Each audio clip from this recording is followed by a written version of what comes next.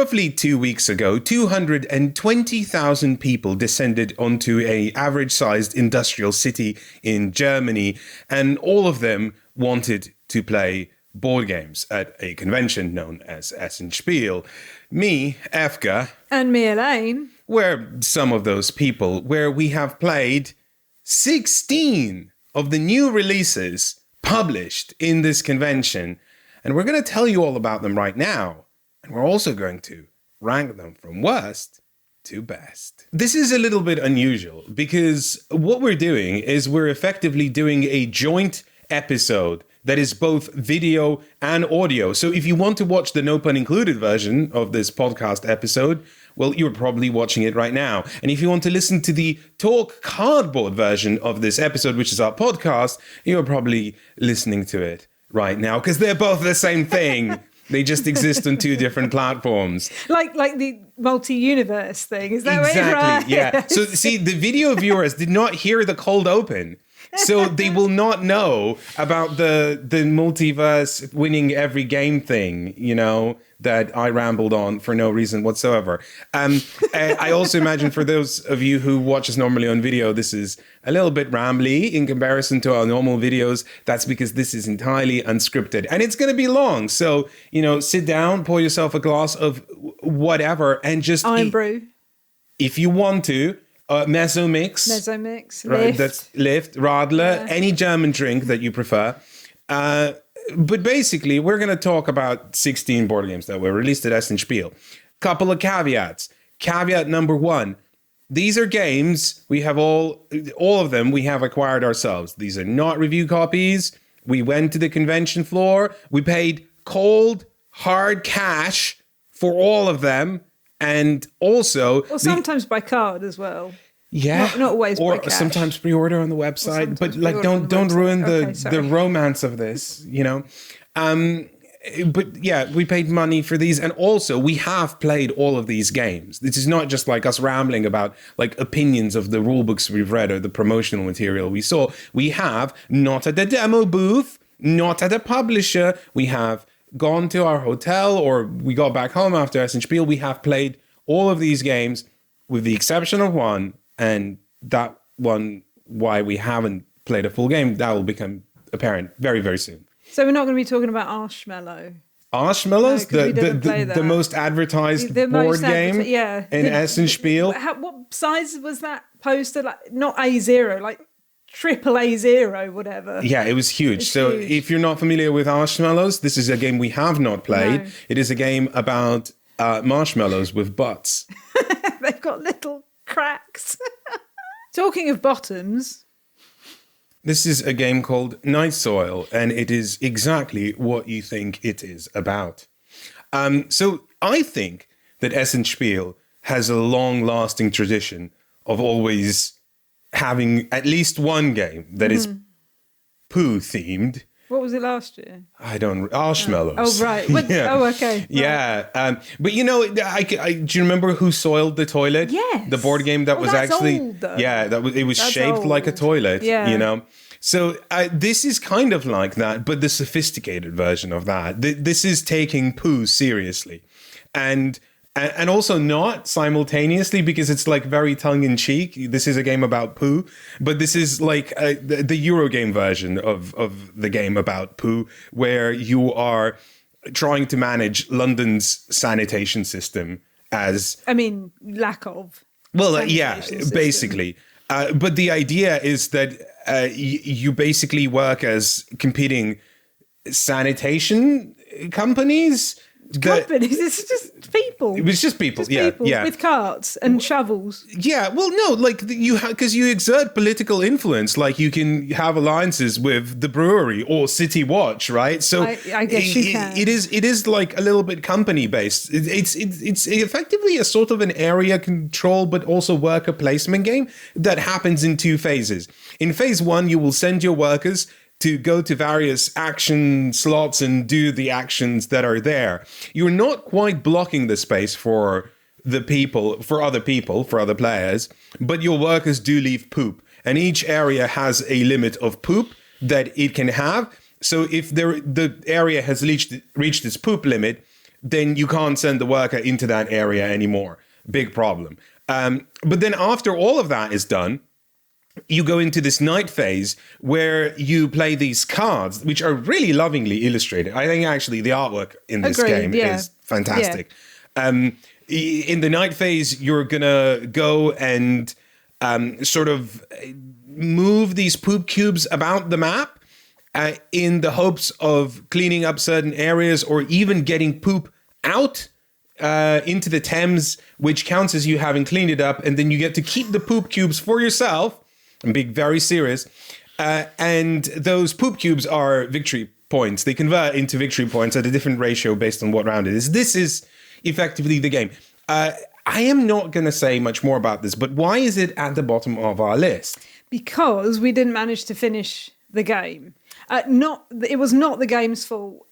We had a long day, and it's not a very difficult game, but at that point in the evening, it was too much for our tiny brains to handle. We just didn't cope. This is the casualty of Essen Spiel, is Night Soil. It looks very interesting.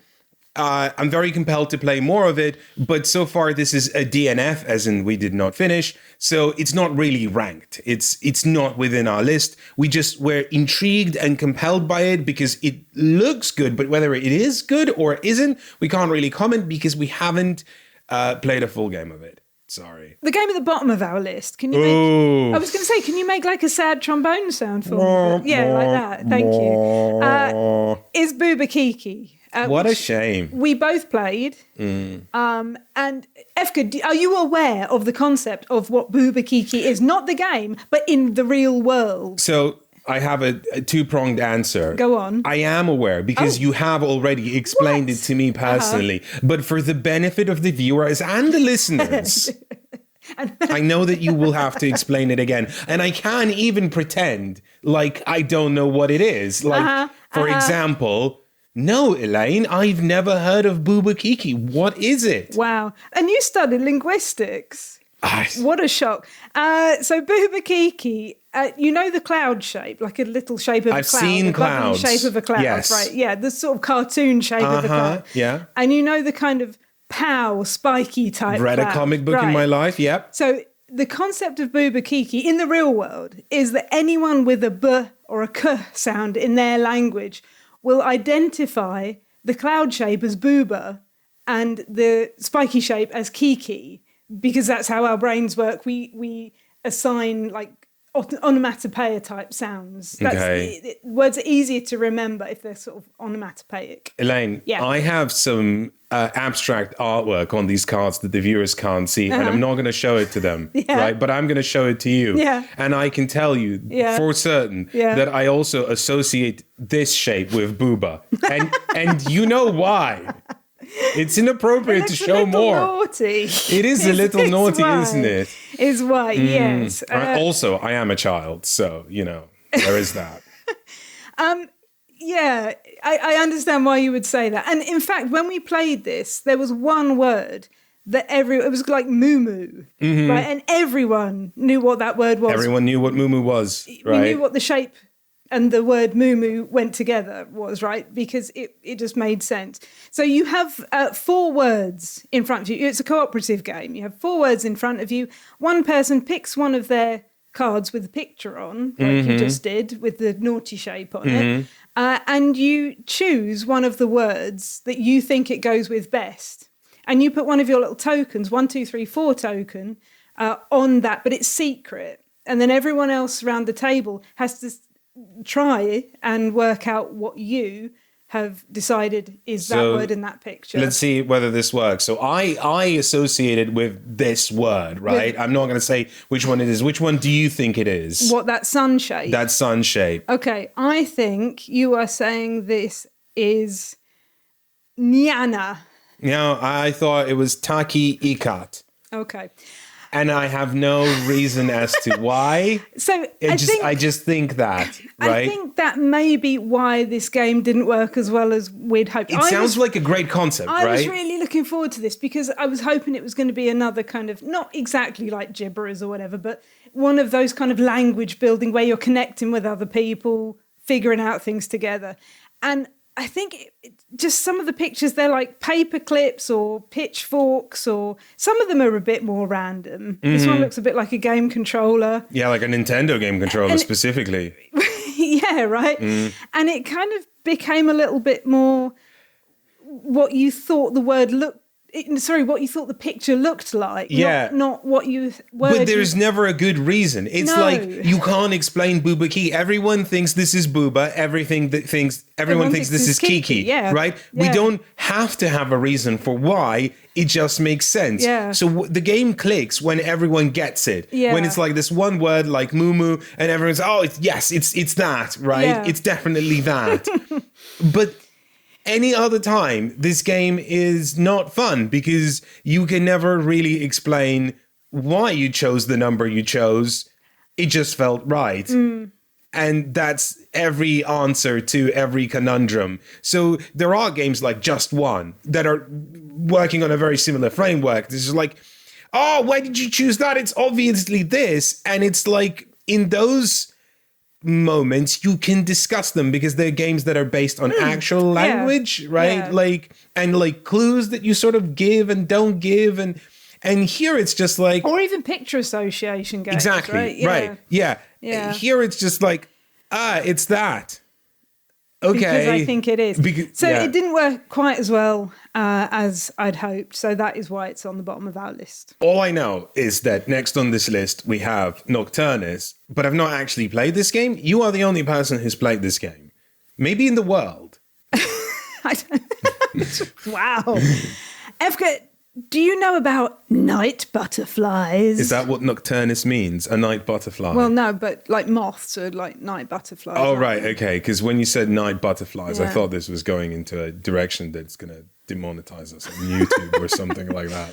Well, I mean, maybe it's a word for something else. I don't know. I don't know. But no, like moths. Moths, really, okay. that come We're out talking at night. about moths. So this is a flip and write game. This is the next game on our list because it's a smart game. I liked it, right? But it is a flip and write, but you have to look at your board.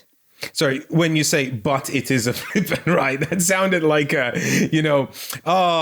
it's that genre, so no good. That's not what I meant. I'm going somewhere with this. You have to look at your board to cross bits out. And you're looking for shapes on your board and that you can cross out, and that will get you the points. And the thing is, because it's a flip and write, everyone is waiting for everyone else to have their turn, right? Everyone is simultaneously colouring bits in and trying to find things. And you're going to be waiting for people to until they finish. Because it's a thinky game. It's not massively thinky, but so it works in two stages. So you flip over shapes on the cards, right? And then you have to draw those on your little board. And when all the butterflies have a series of shapes on them, of symbols. Different symbols on them. And when you have those symbols in a shape all together, you can have other symbols in it too, that's fine. But when you have those symbols in a particular shape, you can cross it out again, and that's what gets you the points. So you don't have to do that simultaneously. It's not like you draw the shape and then cross it out. You can do that further down the line. So you're continually looking at your board to see, or your sheet of paper, to see if you've made any of those symbol shapes. So it's a flip and write, but it's slow is what you're saying. I think it would be quite slow. So I played it solo, right? I just played it on my own, and I had a nice time. It was in the morning before we went for breakfast, I think, during Spiel. And I thought it was lovely. It's very, very charming. The art is beautiful, and I think they are all real moths. Which, is very pleasing. Maybe not that purple, because the purple and teal is dominating here. Probably not, but I think they are all types of... that's just the art direction. Yeah. I think they're all types of real moth. So I thought that was really, really neat. But... And all the cards give you little extra powers. So you had a nice time, you just wouldn't bring this out? I think this would be really slow, especially if you were playing it with a higher player count. I think you'd be waiting for people to be searching for the right, shapes to cross out and get their points. And I think there is a potential to miss the shapes too. and to be confused when you colour them in. Sure. Because you have to sort of draw the shape and then colour it in Yeah, I get it. separately. It's messy, isn't it? I think so. But I had a nice time playing it solo, but it's at the bottom, towards the bottom of the list, because I think it would be very slow if you played it at a higher player count. I'd say this is the first game on this list where I feel like somewhat positive about it. Okay. So this is from Freedom and Freeze, your friend and ours. He's not really our friend. We don't really... I've spoken to him twice for like a sentence. I don't know. It just felt like a nice thing to say. Because Freedom and Freeze seems like a nice person. Okay. That's where that came from. Okay. And look at this lovingly charming artwork. On Formidable. Yeah, so Formidable or Formidable Farm, as is its English title. So Freedom and Freeze is known for games that sometimes go a little bit, in an unexpected direction. They do something different. They do something new. I was very surprised. Oh, I know what it is. It's the giant tomatoes. What? The giant tomatoes, or the tiny pigs. What are we talking about? You said it goes in a weird direction. Right. No. This is... you didn't let me finish. Oh, I'm sorry. The thing about this is that this is a Freedom and Freeze game that doesn't really go in a different direction. What? It's just very standard. That's the twist. That's the twist. It's just very mundane, average, middle of the road kind of thing. So you have a deck of cards in front of you, Elaine. Yeah. You draw 3 of these cards, right? And your objective is to play all of these cards. If you're the first person to play all of these cards, you win, right? Right. On these cards, you have a thing that you need to pay and a thing that you get. So, for example, I pay 3 wheat, I get 1 card. Or I pay 1 pig, I get 2 cucumbers. Whoa. Right? So, and the other thing that you also get to play up to 3 of these cards. Yeah. On your turn. Yeah. And also you don't have to play the cards you have in your hand. There's also like a tableau of cards that you can just, I'll play one of these and do whatever it says. What's the shamrock mean? So any 2 different resources in this case, because it's 2 shamrocks and not equal, right? I see. Okay. So, and then you'll get a reward, right? But the point of this is, right, is that all you're doing is you're just converting resources. You also can move your disc and get that thing where you move your disc. So, for example, I can move it onto tomatoes. I'll get 2 tomatoes, okay. Right? I can now spend these 2 tomatoes. Oh, actually, I didn't want the 2 tomatoes. I'm going to move it on the pig. I'm going to get the pig. And I'm going to play the card that converts my pig into 2 cucumbers. What? I really like the knobbliness of the cucumbers, by the way. Can I do anything else? No, because my other card needs sheep and 3 wheat. And you don't have any sheep. I don't have any of them, right? So I'm going to have to wait till next round till I can get something done. There's a few other mechanisms, like the cards that you do actually complete, they become a currency that lets you break the rules. Like, for example, go on a spot where someone else is and get the same resource they did. And it's neat. It's nice. There's nothing about this game that is wrong or like bad design. It's quick. It looks cute. Easy to explain. It's cute. It's elegant. It's also nothing special, right? If you enjoy resource conversion, you're probably going to have a nice time just playing some cards and converting resources and mostly not interacting with other players. You're just all doing your thing. I enjoy not interacting with other players. Right, yeah. Great. You're just all doing your thing, playing your cards, getting your things, converting your things, playing your cards again, and so on. None of it blew me away. None of it made me think, wow, this is terrible. It was just fine. It was nice. I liked it.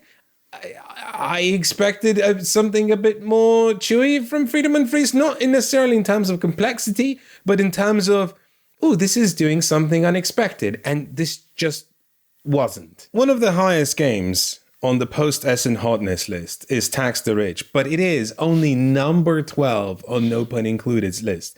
This is a trick-taking game. If you're not familiar with trick-taking games, I will not explain trick-taking games in this video, but I will redirect you to our video of The Crew, which I think explains trick-taking pretty well. There's a whole segment at the beginning where we go over what a trick-taking game is. It's basically a card game. It's basically bridge if you played bridge. It's basically hearts if you played hearts.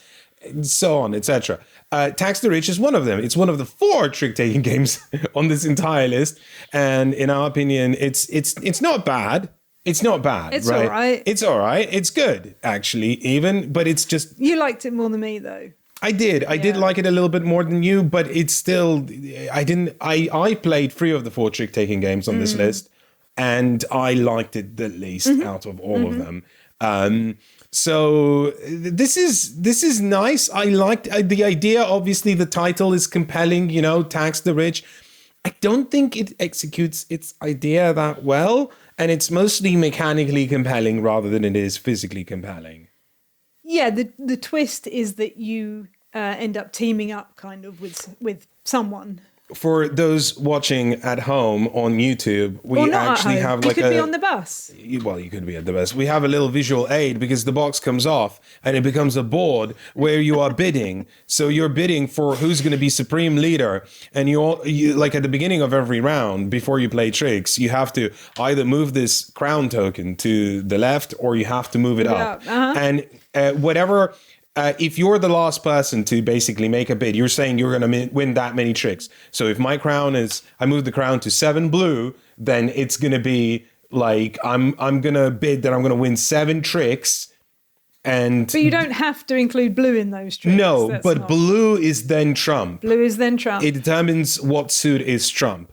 And then after I win the bid, I get to call out any one card in the game. And the owner of that card pipes up. Say 10 blue. 10 blue. That's me. I've got that card. Right. And then we're in a team. Hooray. And the other people are sort of also in a team. The reason we're in a team is that if we win 7 tricks communally, we'll then get 6 points in this particular instance. But if we don't, then the other players will get 6 points. So it's kind of like our goal to meet that target together. I think nothing in the rules prevents also to call out a card that you have in your own hand, thus saying to everyone, screw you, I will do this by myself and I will win all the points. But part of this game is that you are in a team. Well, it can be. You can absolve yourself of a team. I don't know. Unless you are not playing at 4.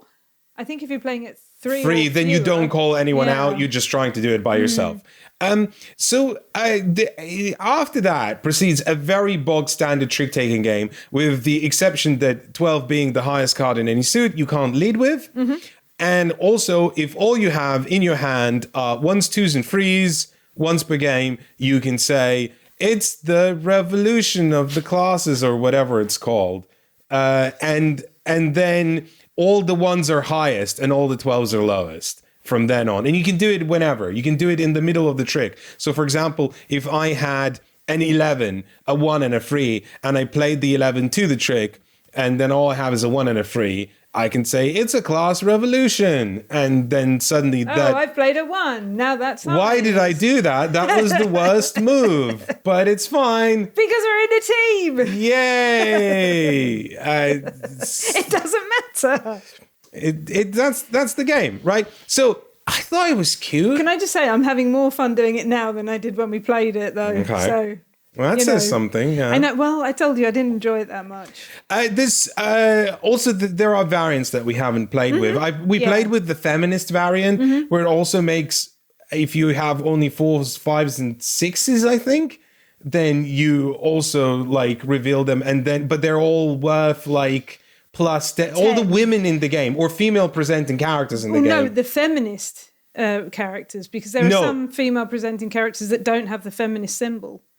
No, and that's fine. Yeah. That's fine. They don't have to have the feminist. It's just if you have the cards with the feminist symbol, that's when you can call the feminist revolution. But then any female presenting characters will get plus 10 to their value. Right? That's the trick. And you can only have one type of revolution per game. So there are some variants. There are like extra rules that you can tack on in this game. I felt like this was broadly fun and good, but the simple answer is I've played better trick-taking games this Essen Spiel. Yeah, me too. I want to say, if you are watching at home and you're worried that there is red and green in this, they are double-coded too. So all the green cards have like a rectangle on them, and the red cards have a like money bags symbol on them, so you can differentiate them that way too. And it's also not entirely red. It's like orange. I don't know if that makes a difference. Sure. So yeah, it was fine. It was okay. Right. Yeah. Would you look at this cool bird fella? I wanna be friends with this bird. He has an hourglass, right. and he's made out of night. He is made out of night. He has the moon for his eye. How many friends do you have that are made out of night? One.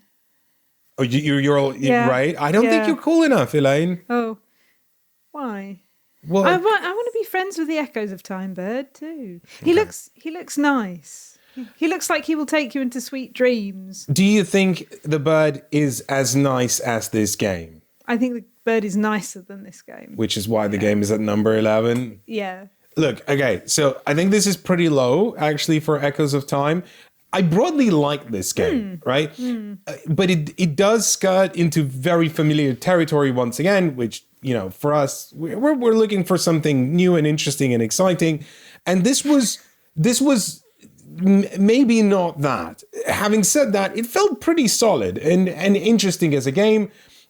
I think it has suffered in our one play of it of wrong player count and wrong environment. Yeah, possibly. I think this is broadly a 2-player game.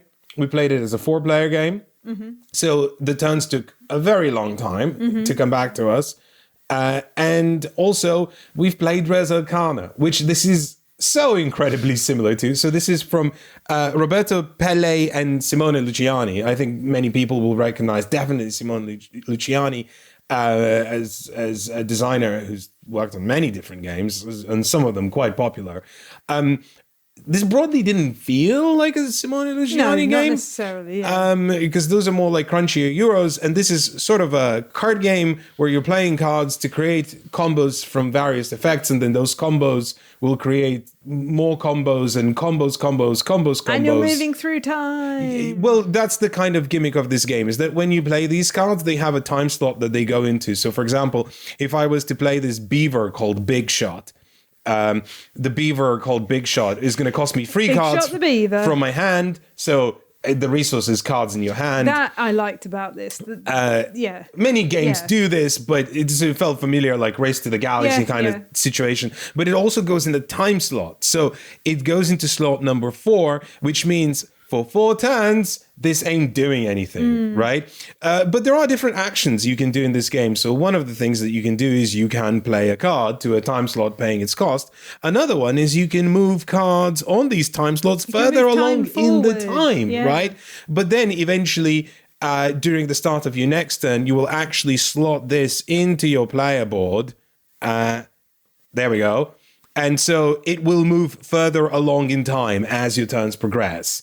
And when it eventually does come off your player board, then it's voila. It resolves and does things. Voila, exactly. Yes. The other cool thing about this game is that there's this mechanism of which of these cardboard slabs that move around your time board is off the time board, because they all have different symbols, and different cards that you play refer sometimes to these symbols. So in the round where this symbol is off your time board, that's when those effects are active. So you kind of want to time them in such a way where they come out at just the right time so they can do something cool.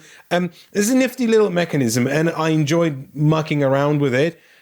It was just so very long at 4 players. It was a long game. I didn't quite get the sense of, I understood the game. I knew exactly what I was doing, but I didn't quite understand how it related to the theme of the game. Like why some time fell off and then those powers activated, or why when the card fell off with the time, then you got that card. Like, it was quite weird.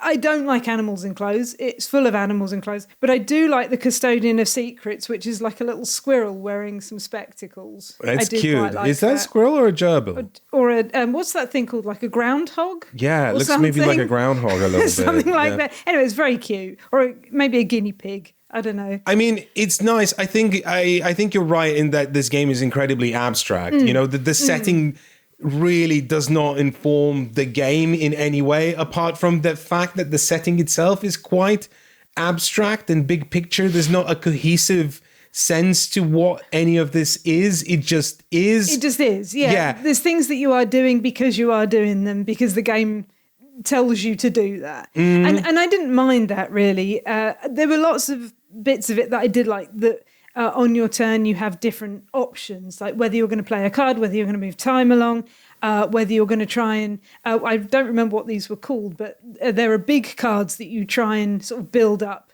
to get points from. And they also have special abilities on them. So I quite like that. There were lots of things I did like, but it felt very disjointed because everyone's playing their own little boards and doing all different things. But you can also... The big cards, you can kind of steal them from other players. So you need to invest a certain number of strength of your own cards and lose them from your tableau to actually tuck them under these. And these are not only big points prizes, big effects, but also one of the game-ending conditions. So you kind of want to work towards them. But yes, you can then outshine another player by committing more to that card in terms of strength than others did, and therefore steal it from them. That is the only point of interaction, right? I think so, yeah. I mean, some cards... No, well, it's not true. There are some cards that do kind of... like negative things for other players. Yeah, but they felt very abstract in that sense, where they didn't feel like as cohesive as they did in Race for the Galaxy or something like that, where it's like, oh, okay, I understand that these cards exist, so that's something I need to work around. Some of them did, where it's like, oh... you have effects that make us discard cards. We need to be aware of that, right? And some of them just felt kind of like, oh, and I also do this to you. And it's like, oh, okay. Right, sure. So some of it was good, and some of it, like, at the same time made me want for more interaction between players. And at other times made me want for less interaction between players. Yeah, do you mean like you want more discussion interaction rather than just things happening to you or things happening to the other players because of something you've done? I think because this board is so involved. Yeah. And there's a lot of things happening on this board. Yeah. You have to account for a lot of different effects and like managing this whole time situation. You do not have the brain space to watch what another player is doing. Sure. And so when they do something that affects you, you're suddenly like, oh, yeah, I should have probably been paying attention to that, but not in a way that made me like actually want to pay attention because I was already overloaded with what was happening here. I just wanted to kind of like, for the game to not be like that, if that makes sense. Yeah. I think definitely I want to give this another try because the cards, there are quite a lot of cards in this and they all do different things and they all interact with each other in different ways. They've got like symbols on them. Like each card has different symbols on it that act differently depending on what other cards you've played. The abilities when your slat falls off are all different on different cards. So I think I didn't play this particularly well. Like, and neither did I. I couldn't keep up with what was happening.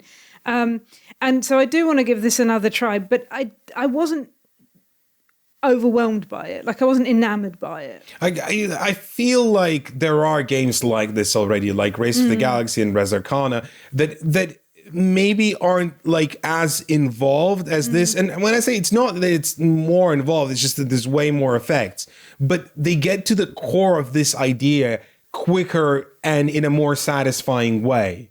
Whereas this felt more like, not only have I seen this already, but I'm not sure that this is the best version of this that is out there. Have no fear. Elaine is here to tell us about Furchtlos, or its English title, Fearless. Well done, Efka. You've pronounced that German word entirely correctly. I'm sure you did. Efka, have you ever heard of a trick taker? No, what is that? It's a type of card game. This particular trick taker card game is a spooky one. Wow, Elaine, I will drop the coiners and tell you that not only have I heard of trick-taking games, not only have I heard of spooky trick-taking games, but I know that this isn't even the only ghost-themed trick-taking game in this episode not? of No Pun Included / Still Cardboard. What? That's bonkers, Efka. This is the only one by Freedom and Freeze, though. That's true. That's true. It's not the only game by Freedom and Freeze on this list, but it is the only spooky one. Talked about for I a bit know, about, yes. I know, but there's like a Venn diagram thing going on here. Something happening here. Yeah, definitely. This is a very small box trick taker. I Which can see that. Immediately pleased me.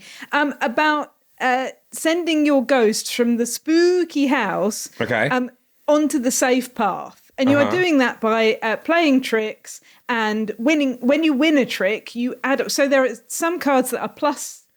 I can 2, see 4, that. whatever. Yeah. So I've not played this game, Elaine, and I can already see there's like suits but also plus values, and then you look further. A negative value. Wow. There is a negative value. Yeah. What does that do? It's the negative value. Yeah. It minuses it out. So it's a normal must follow trick taker, right? But when you win a trick, you add up everything that was in that trick. So in this example, I've got a +4, a -4, and a +2. So that's just +2.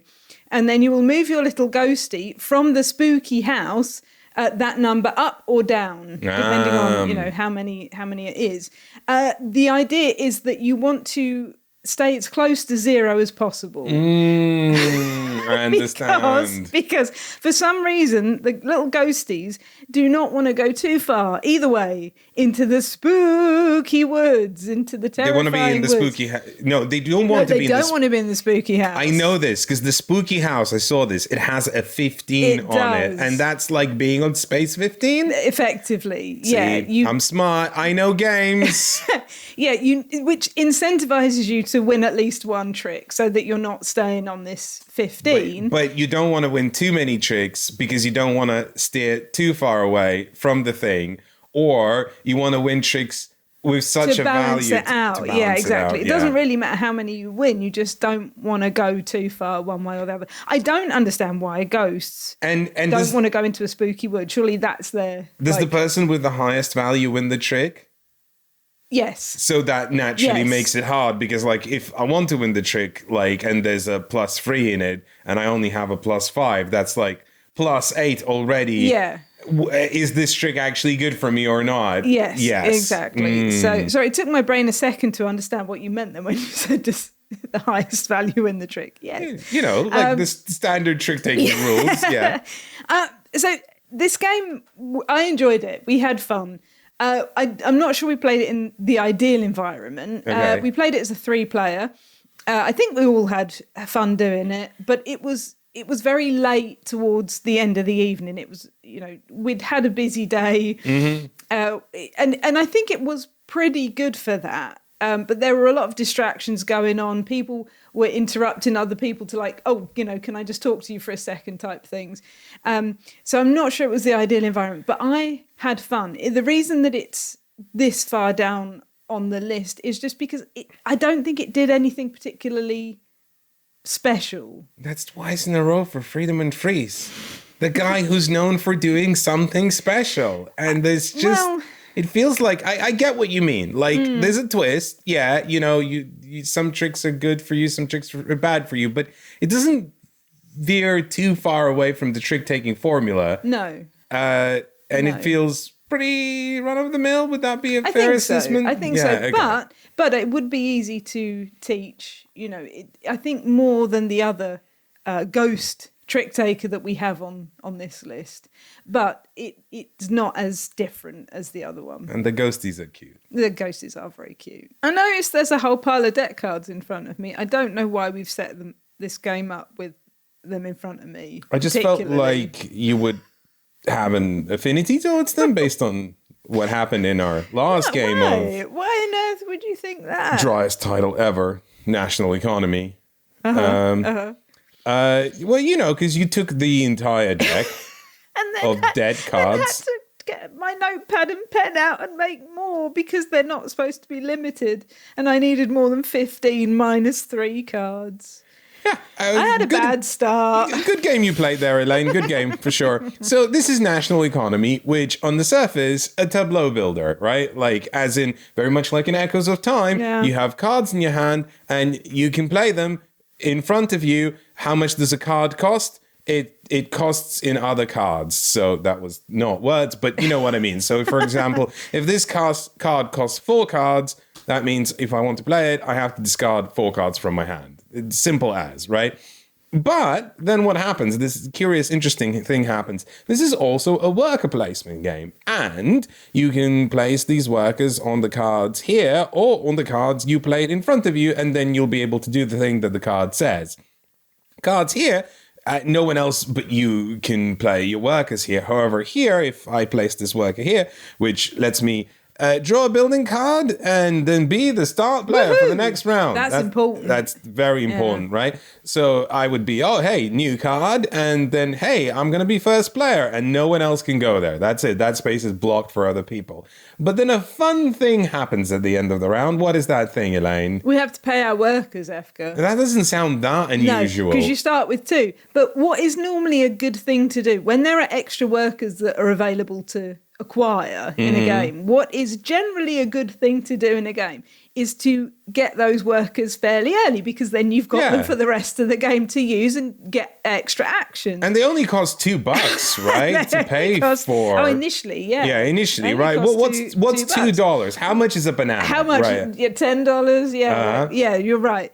However, for every $1 that you cannot pay your worker, you have to take a -3 card. Well, there's a little caveat there as well, that like if you have a card in front of you that you've played and it has a monetary value and you need to pay your workers and you can't, first you get to sell that card. So you will get, like, this card will get me 18 money. That's a lot of workers paid for. And I will get that 18 money, but I will lose the card and lose the 18 points that it's worth at the end of the game. But then that card goes into the center tableau. And now anyone can use that action. So you haven't really lost it if you think about it. You just lost a whole bunch of points. But do you know what else I did? My other downfall was that, so the cards that I had, also in a game when there's kind of a set collection-y type mechanism, where it says, like, for every this type of card you have, you get extra points. Sure. I was like, oh, sweet. So I tried to gather up. I never saw anything like that in this game. That's because I had them all. Okay. I tried to gather up these types of cards, right? But all of those cards you could not sell, which meant I could not sell them to pay my workers. Right. So that -3, -3. But I ended the game with 3 points, plus points, despite having 15 -3 cards and then minus a bunch of other points. So we're forgetting to mention one pretty key mechanism. Is it the money? It's the money, right? So we just put all the money for display here in this trough. But actually, that's not how it works in the game. No. There's a very limited amount of money in the trough, and the first piggy to snuffle it all up basically just gets it, and everyone else goes, what do I pay my workers with? And the thing is, it's like if there's 10 left and you need, the action says take 12. You're right. You can't take anything. Because you have to fulfill the action. Yeah. It's so painful. So you get nothing. This game feels like walking into a bear trap on purpose, right? And then you have to chew your own leg off. That is effectively how national economy feels. But in a fun way. In a fun way. This is only number 9, because I got the sense at the table that people were like, like, this is conceptually, this is, fun, but within this, there isn't anything that feels like particularly super exciting to do. It's just kind of watching everyone sink. In quicksand. Yeah. And it's a little rote. Like, what can you do? You can build a building, hire a worker, build a building, hire a worker. That's kind of, I mean, it's like an economy. Yeah. And some buildings synergize. Yeah. Well, that's what I was trying to do, you see, synergize the buildings. Did it work out? No, obviously it didn't. Yeah. No, I've already said this. What I did like about this was you have this like little card in front of you that tells you which card. So a new card will come out each round, a new action card will come out each round, and you have the card in front of you that tells you what they're going to be, so it's not a secret, it's not random, so you can kind of plan for, like, oh, well, okay, this is going to come out in a couple of rounds, maybe I can do something with this. I like that. But most of those are kind of getting more stuff, getting more money. I will say that this game has a lot of potential going up in our rankings as we play more of it, because this is a repackaging of 3 different games that are called National Economy. And so this is we played the first version, which is Progress. Then you have Mecenat, whatever that means. And then you have Glory. Whatever that means. I don't know. No. What are these words even, right? I don't know. So there's kind of like 3 different versions of National Economy, all packaged into one bundle that's meant to have cleaned up the rules and stuff. I still say the rule book is not very good. No, it's not good at all. But cleaner apparently than it used to be. So hooray. But conceptually, I think it's exciting. I think I just want to see more of it, and maybe it will go up in our estimation. All right, here come the Euro games. This looks big. Elaine, why do I recognize the name Cedric Millet? I don't know, Efka. Why do you recognize the name Cedric Millet? Well, a long time ago, dear viewers and listeners, we have covered a game that is very dear to our hearts. Called Meeple Circus. And it is maybe to this day still one of the stupidest games I have ever played. There's even we even did a playthrough of this with Shut Up and Sit Down and Actual, which you can find on Shut Up and Sit Down's channel. Unless they've taken it down through embarrassment. I think it's still there. I think it still exists out there in the ether. This is by the same designer, and it is nothing like Meeple Circus. No. It took me forever to read this rulebook and internalize the many rules within this game.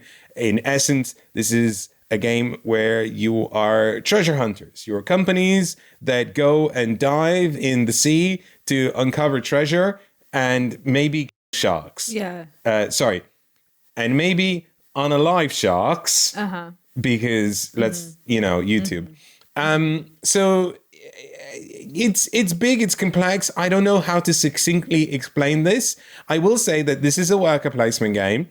And so you have workers that you will basically line up in priority. You will place, but you're not blocking the space for everyone. You're just blocking the priority space for everyone. So the closer you play, like the earlier you place it, the sooner you're going to go and take the desirable actions within, like, there's 10 different action slots where you can send workers, and they all have their own individual subsystems.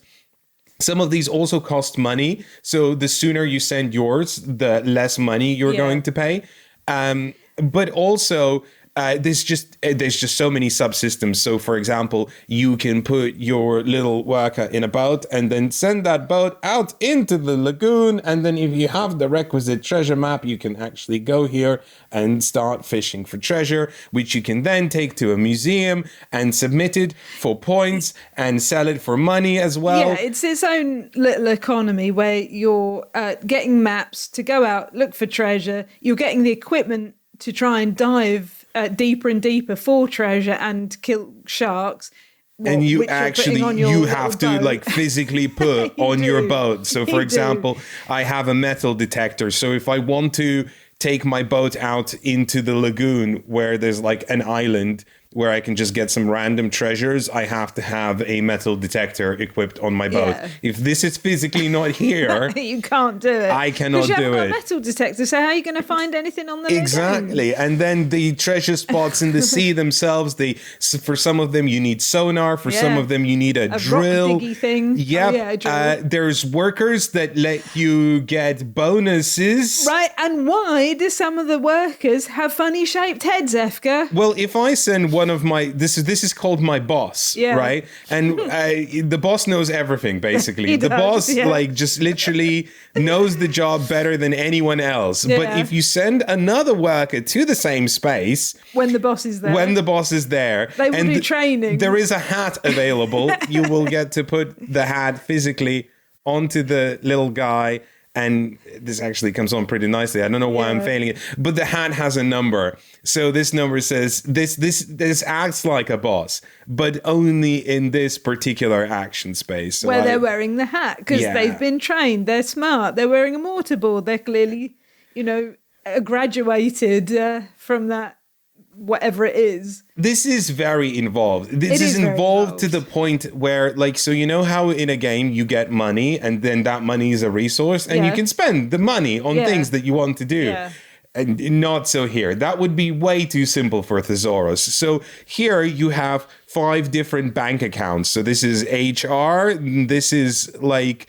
I don't know what this is called. Like your technology area this is like general stuff, and this is the mission expenses. Yeah. So they're all responsible for paying for the different action slots. So you have to estimate, I need to pay my workers, so I need at least that much money in HR. Also, just like in national economy, you can hire more workers that you will then also need to pay for at the end of the round, and but it's not quite so punishing. It's not quite that punishing. As national economy. It just makes you kind of pre-calculate. There is budget management, yeah. And then finally there's even a slush fund, and the slush fund is like this secret space where if you put money in the slush fund, that cannot be taken in or out anymore. You can transfer money between the different accounts, but each time you make a transfer, so for example, I want to transfer free money from here into here, that's fine, but that costs me X dollars equal to what year it is. There's 3 years in the game, right?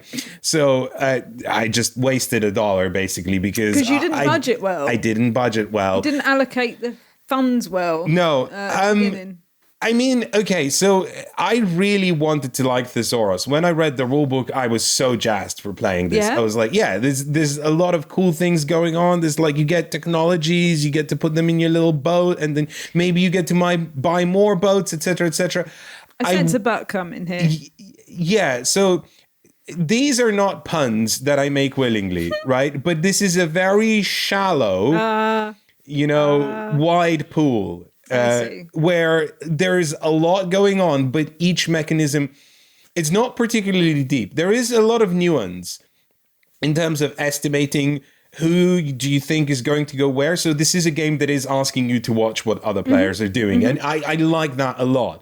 But I think that's about where the depth and complexity actually ends. And it does make you do a lot of work. So for example, this mechanism of having 5 different bank accounts, I think it's, as much as I kind of love that nitty grittiness in games where it is employing rules for simulationist reasons, this rule does nothing for me. Oh, really? Right, yeah. Because I think that once you play this game 3 or 4 times, you will know exactly how much money to put in everywhere. It won't be a puzzle anymore. No, and the only tension is like just how much money you actually putting into the slush fund, because that's the tension of bidding for first place. Yeah. And this is also a bid, right? Where like at the end of the round, you will all like take out an X amount of money from here secretly, reveal it simultaneously, and then whoever bid most, gets to go first in turn order. Yeah, that's kind of where this money management puzzle becomes interesting for me. The rest just with the slush fund. Just with the slush fund. Because being first as well is good because it gives you extra points and it gives you more freedom of where you're going. Exactly. Right? Being first is always an advantage in this game. So that was interesting. This did not feel interesting. This felt like I will roughly know how much money I will need, especially if I play this game at least once. And then, you kind of accounted poorly. Okay, it's going to cost you $1, maybe $2 to fix your mistake, or maybe not, and it's fine. Do you think mostly. It'd be better with more players? Because we only played it at 2. I think there's definitely, this game shines with more players, but I will say that as much as I was enjoying this sort of very big elaboration that Thesaurus offers, for me where it really fell down was round 3, where it became like, we have stuff, we need to turn it into points. How do we do that best? To take them to the museum or find other avenues where we can just eke out the most chuck points money as possible. away, to convert it into points. And it became very rote, very uninteresting and long as well. Yeah, we kind of did want it to end. But towards the end of the 3rd round, we both were like, "Oh, come on!" It was not exciting. It wasn't making interesting decisions anymore. It was just doing things for things' sake to try and get extra points out of them. Yeah, no, I agree with that. But I don't know if that was just our experiences of the game. So it could have been. I don't know if I agree with you about you'll know exactly how much money you need, because it all depends on how much you've made on various different things, like which hats you've taken, because your boss worker will give you discounts, and your hat workers will give you discounts. Yeah, I was factoring all of that in when I was doing my budgeting. Yeah. And that's why it took time. You're just sitting there going, right, I need to sort of math as much out as I can, take into account whether I'm first player or not, where I am in turn order, how much are these things going to cost me? Which spots am I likely going to be able to inhabit? And you go boom, boom, boom, boom, boom. It was fine. Mm-hmm. Like, I think maybe I'm doing this mechanism a disservice. I just didn't jazz me. It felt like this was an unnecessary complication that took up a lot of time, that didn't add anything particularly crunchy to the gameplay. Yeah. We did have quite a funny time with it, though. I think it was quite amusing, like the story that it was telling as we were playing it. Because like you said, when you want to dive down, you need certain equipment. But there was one of my boats had nothing on it, right, except a spear gun. It had no equipment to dive any further down. And I was like, do I need anything for this? Can I do this in my pants? Because the pants, it's literally on the board. Like, it's a symbol that is pants. You can dive in your pants. You can dive in your pants, and you can kill sharks in your pants, which you eat. By the way, that kind of, I didn't mind that as much, because you're not just doing it gratuitously. The board shows you sort of cutting them up to eat, which I think isn't quite as bad. I don't know. It's still bad, but I don't know. Anyway, but maybe that's all the food that there is in this place. I don't know. Wow, I feel sorry for them, because shark is not delicious. Is it not? I don't think I've ever had shark. I've never had shark, but I hear that it's not good. It's like hippo. Apparently that's really revolting. Yeah, well, I wouldn't know. Anyway, but so it did kind of tell a funny story as we were going through, and what equipment we had. Going metal detecting, taking photos. Oh, like, okay, I'm just going to have to take photos this time because I've got nothing on this boat. Coming back, going out, I don't know. It was enjoyable. I'm going to get the biplane. And the biplane does actually fit the little equipment tokens in it quite sweetly. So, the biplane literally delivers the equipment token to the boat, right? I don't know.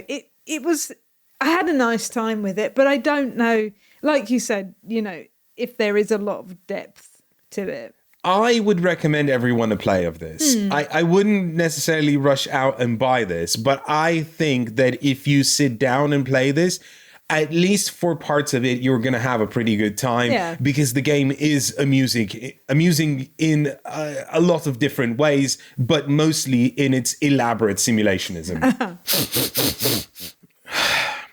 What's that smell? Oh, yeah. I think it smells like trick-taking games. Oh, I see. Do you like why? Why does it smell? Because it's I don't know, because it's a distinct shape, so obviously it smells different. Okay. That makes sense, right? If something's a distinct shape. Yeah, of course. They have, a particular smell. Okay, anyway, this is a trick-taking game. It's called Bitcoin. Is it about ghosts? No, it's not. Okay. No, that one's for later. So this is... before. What do you mean before? Fearless was about ghosts. Right, or I see, of course, yes. Yes. So this is at number 7, I want to say? Sure. Okay, good. Let's say I'm glad we're correct on that. So number 7, we have Bitcoin, which is a little trick-taking game that I quite like. This is the second highest ranked trick-taking game on this list. So there's only one that's better, right? And I think this is pretty good. I think actually the two trick-taking games, they're quite different. Personally, I like this even a little bit more than the one we've ranked higher. But that's because I'm not for trick-taking games, and you're a purist. It's not that no, it's not. I think the other one's even purer as a trick. Well, the other one's a climbing shedding game, actually. But I think this is more niche appeal, right? This one, this one. This appeals to me. Wait, because of the Bitcoin cryptocurrency. Oh God, theme of it. no! The theme definitely knocks it down. Well, it's not explicitly themed as references to cryptocurrency because nothing about this is cryptocurrency. No, not really. But it is called Bitcoin, and it does have the coin looks a little bit like the Bitcoin symbol, I think. A little bit. But you are trying to get rid of them. So yeah, so there is that. You're like, get rid of this cryptocurrency. We don't want it. Okay, so this is a must-follow trick-taking game. It almost doesn't do anything special. There is one trick to it. Hey.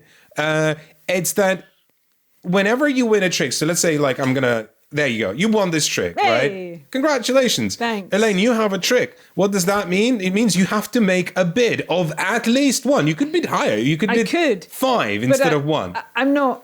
You're not going to? You're just going to stick with 1? So that means that Elaine is saying that she will win exactly 1 trick at the end of this round. Let's see how that works out. Elaine, you lead the trick. Look, you won another trick. What happens next? Elaine has to increase her bid. But now the bid is free because you can't like just undo the card you've bid, right? Once that's up there, that's it. It's up there, right? But let's say that at the end of this entire round of playing tricks, right? Let's have you win another trick. Okay, fantastic. Cool, I'm doing great right? Here. And then you don't win any more tricks. You won exactly 3 tricks. This is great. What happens to these cards? They go bye-bye. You got rid of them. So now the only bidding cards you have left is 3, 5, and 7. And however many tricks you're going to win next round has to be some sort of an addition of those 3 numbers or 2 numbers. I have to be braver next round. Or just 1 number. Maybe I'll just bid 7 straight off the bat next round. And then what happens if you win 8 tricks? That's bad, right? That means... Well, then I will have to win 10 tricks. Right? This is where the conundrum begins happening. There's some neat mechanisms in this that add to that. So, for example, if you win a trick with a 6 or a 4, that counts as you having won 2 tricks, and that messes with the numbers sometimes in great ways and sometimes in absolutely terrible ways. So there's like this element of unpredictability. And of course, you can bid that you were going to win no tricks. Which you did, and you did it. I know. Couldn't believe it. It was amazing. But the cool part of it is that if you succeed, it's like, great, you shut out cards just like you normally would. But if you fail, you have to take like these extra 1 cards that you then also have to get rid of, which is kind of like, it sounds bad because it's like 2 extra cards you have to get rid of. But it makes it easier slightly for the rest of the rounds. Yeah. Because you're like, because I've bid 7 and now I've won 8. So, okay, I can just bid a 1. Yeah. It does clog your like objective effectively, but it isn't the worst. I really like this. This feels like a trick-taking game that doesn't have many extra rules, but the spin it puts on the sort of live bidding as it's going, it feels pretty novel and exciting. Like, I had fun playing this. There was no round of this where I felt like bored or uninterested. It felt like I was playing a familiar, comfortable game, but with a twist that was appealing and made the proceedings lively. How did you feel about it? Yeah, I like this game. It can be a bit swingy or wonky or whatever we want to call it, because we played a game and it went great, and then I played a game and you weren't playing that game where nobody achieved their goals, like nobody. So when you don't achieve your goals, unless you've said that you're not going to win any tricks, in which case you take the extra ones, everything just comes back. So you start again.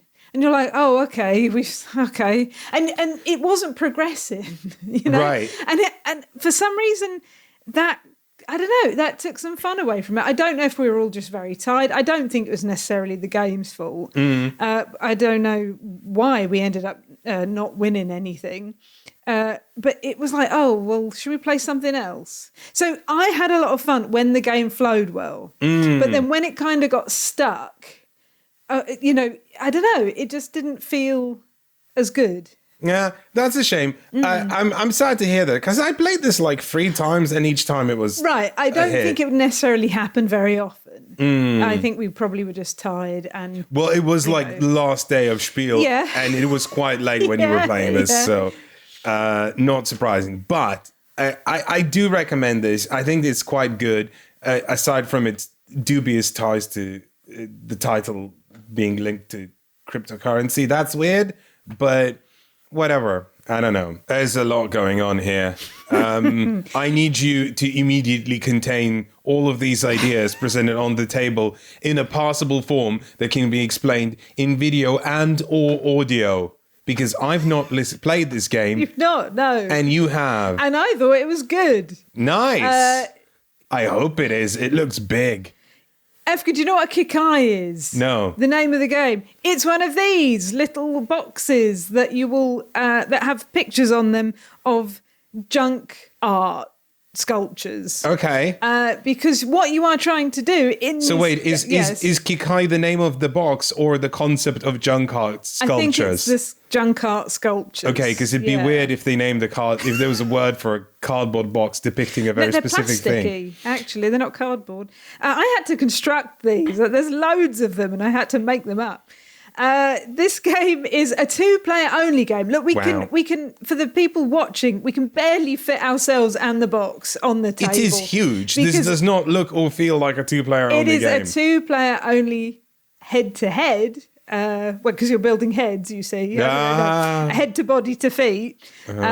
Of trying to build these Kikai. And encourage. I'm so sorry. I'm going to have to interrupt you already. Yes, because you said head to head, and then you said head to body to feet. Yeah, that's not correct. It would be head body feet to head body feet, or feet body head, or feet body head to feet body head. That's true. Yeah, okay. Right. I'm so sorry. It's important. It's important. I threw you, didn't I? I feel like you did that on purpose. No. Yes, you are building these. Right. But why are you building these? Because there are fans, Efka, in this town. There are fans of the junk art. Right. And they want to come and see your junk art sculptures that you are making. And the only way that you get them to come to see your junk art sculptures that you will be building in car parks and casinos and schools is by creating routes of like advertising on the board, right? Yeah. But you want to stop. So you will build these routes, and either player can use those routes. It doesn't matter who built them. Okay. So this is like a collaborative shared effort on the board. If it's someone else's route, you must pay them in order to do that. But then they can also hoover up the fans of the junk art to their Kikai. Right, so do routes become progressively less good because there's less and less fans? Right, because the fans, yes, but there are ways to kind of mitigate that, because you can hoof fans from different areas rather than just off here, because they will go into these different, like the casino or the parking area, but then you can kind of attract them from one area to another? To a different area. I'm so sorry. Can you pass me this one? Yeah, that one. Yeah. Because look at it. It's like a rubber duck head, but it's got a toilet roll on top. Yeah, because what is going on here? You're not only like rag and bone men, but you're also artists, Efka. This is art.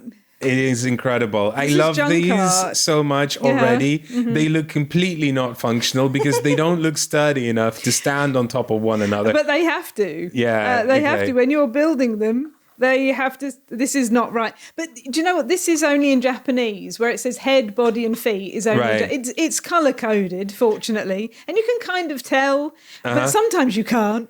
But yeah, they're not sturdy enough really to stand on top of each other. You just put the feet on top, the body in the middle, and the head at the bottom. Well, I'm not playing a legal game, am I? No. So, that's what you're doing.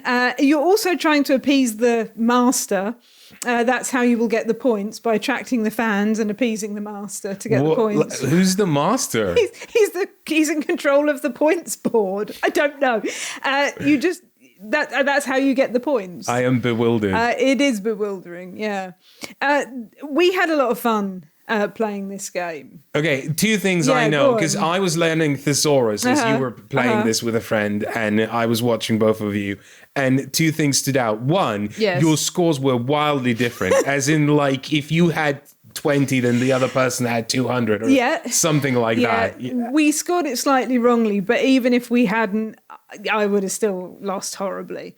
And talking of the slightly wrongly, there was a lot of, you told me there's a lot of There's errata for the errata? Is that the situation? There is errata for the errata. Handily, there is an errata sheet in the box, but the errata sheet is still wrong. Because the errata sheet has both board games. English and French printed on one side when it should have, one on one side. So wait, on the one other sentence side. is English and then the next one is French? Yeah, kind of, yeah. Oh, that's like good. That, You love to see it. Not very helpful if you're trying to learn the game in English. I tell you what, the rule book in English is very good? Is worse. Oh, no, it's also French bad. rule book. Okay. Yeah, it made me want to cry a little bit. Because, so the French rule book is better. It has more information in it. Joy for all of us francophones, right? Merci beaucoup. Because the English rule book says, like, after you have done this, and you're like, but you haven't told me to do this. And the French rule book does say, do this, and then after you have done this, da-da-da-da, right? Right. So it has some more information in it, but... No, the rule book made me want to cry a little bit, honestly. Wow. But I did figure it out, and we did figure out the game, and we had a good time. I look forward to playing this. This looks immense. I'm still not sure I understand quite what it is, but it is very it's eclectic and intriguing. I wish the podcast listeners could see the artwork that, like I mentioned, rubber duck head with a toilet roll on top, waving flags. There's a toilet brush. And it's like on this weird wobbly pedestal. It just looks out there. It is out there. There's a lot going on the board, and I think I've forgotten what it actually says on the what these cards are called, but it's something like really full city plan or something like that. It's something like that. It also looks very cartoonish. It reminds me of that 90s skateboard aesthetic. Yeah, and it does take you a minute, or it took me a minute to figure out the different areas, because the different areas are segmented, right? And it does have like a strong line round each area, but because there's so much colour and because there's so much going on the board, it's kind of easy to miss a little bit. And it took me a minute to go, okay, this area here is, the cinema. This area here is the casino. Are the areas different? Do they have different rules or? No. But they are important because you have cards, and when you play a card, say I play the parking, that's the area that I can do things in for this time, right?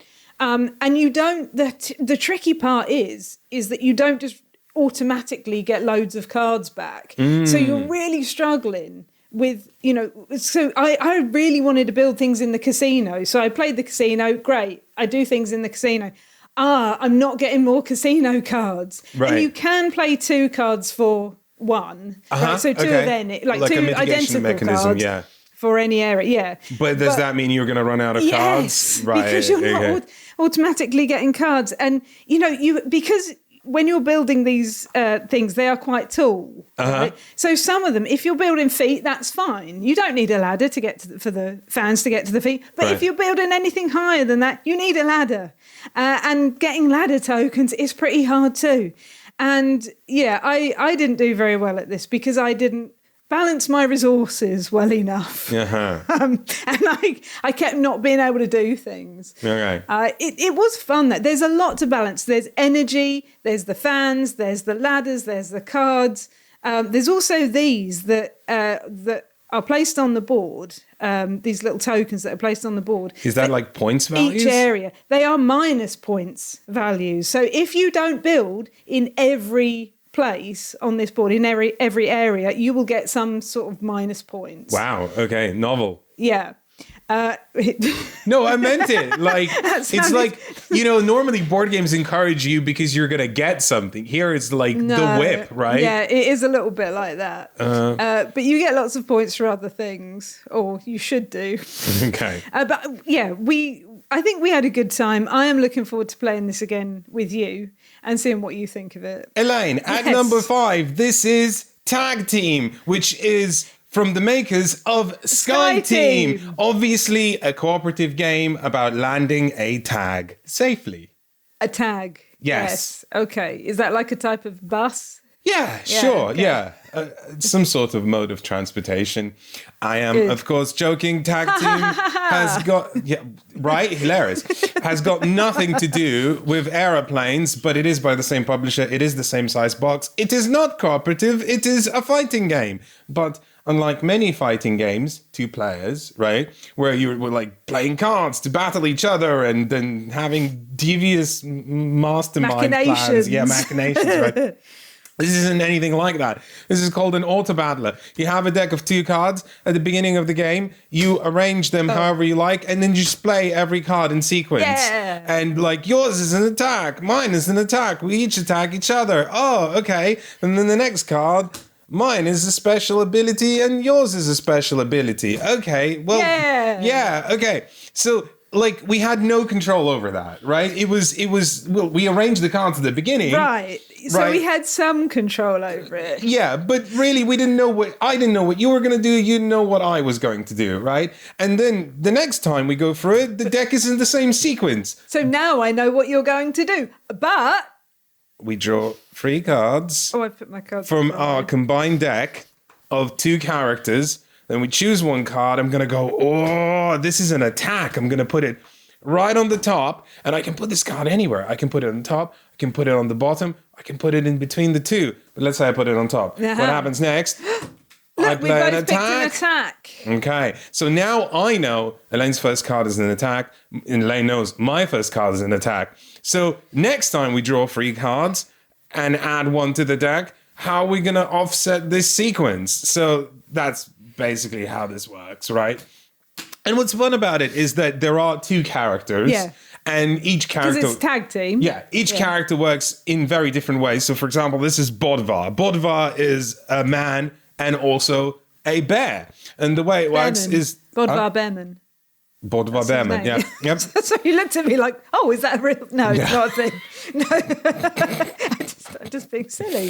Bodvar has a bear track, a rage track, and then there are cards that give him rage. And then when this rage fills up, he will flip and become bear mode, right? So that's Bodvar's gimmick. Whereas... And he will never change back, That's so sad. isn't it? Forever Bear. Yeah. This is Wong Fei Hung, who mostly uses like the other characters, the opponent's attack power against them, and also feeds his own attack cubes into the tag team partner. So there's like a cool gimmick for each character that keeps happening. And I think part of the charm of tag team... He has really cool eyebrows. I wish I Yeah, had eyebrows. right. That's cool. Right. Part of the charm of tag team for me is like finding these combinations of different characters, because there are 12 in the box. So Yeah. that's already a lot, right? Yeah. And like figuring out how they work with each other and Or what the don't. strengths and weaknesses are, right? Yeah. I when we played so we played with these characters, which it recommends you start with, and that was fine. And then we had the freedom to pick our own characters, and I just went on vibes, and it that did was a not go mistake. well. I kind of wanted something that had a big attack and then something that was a support. I thought that's fine. That's a good combination. You know, big attacks and support. It did not work out at all for me. No, because you had one character that had pretty low health, right?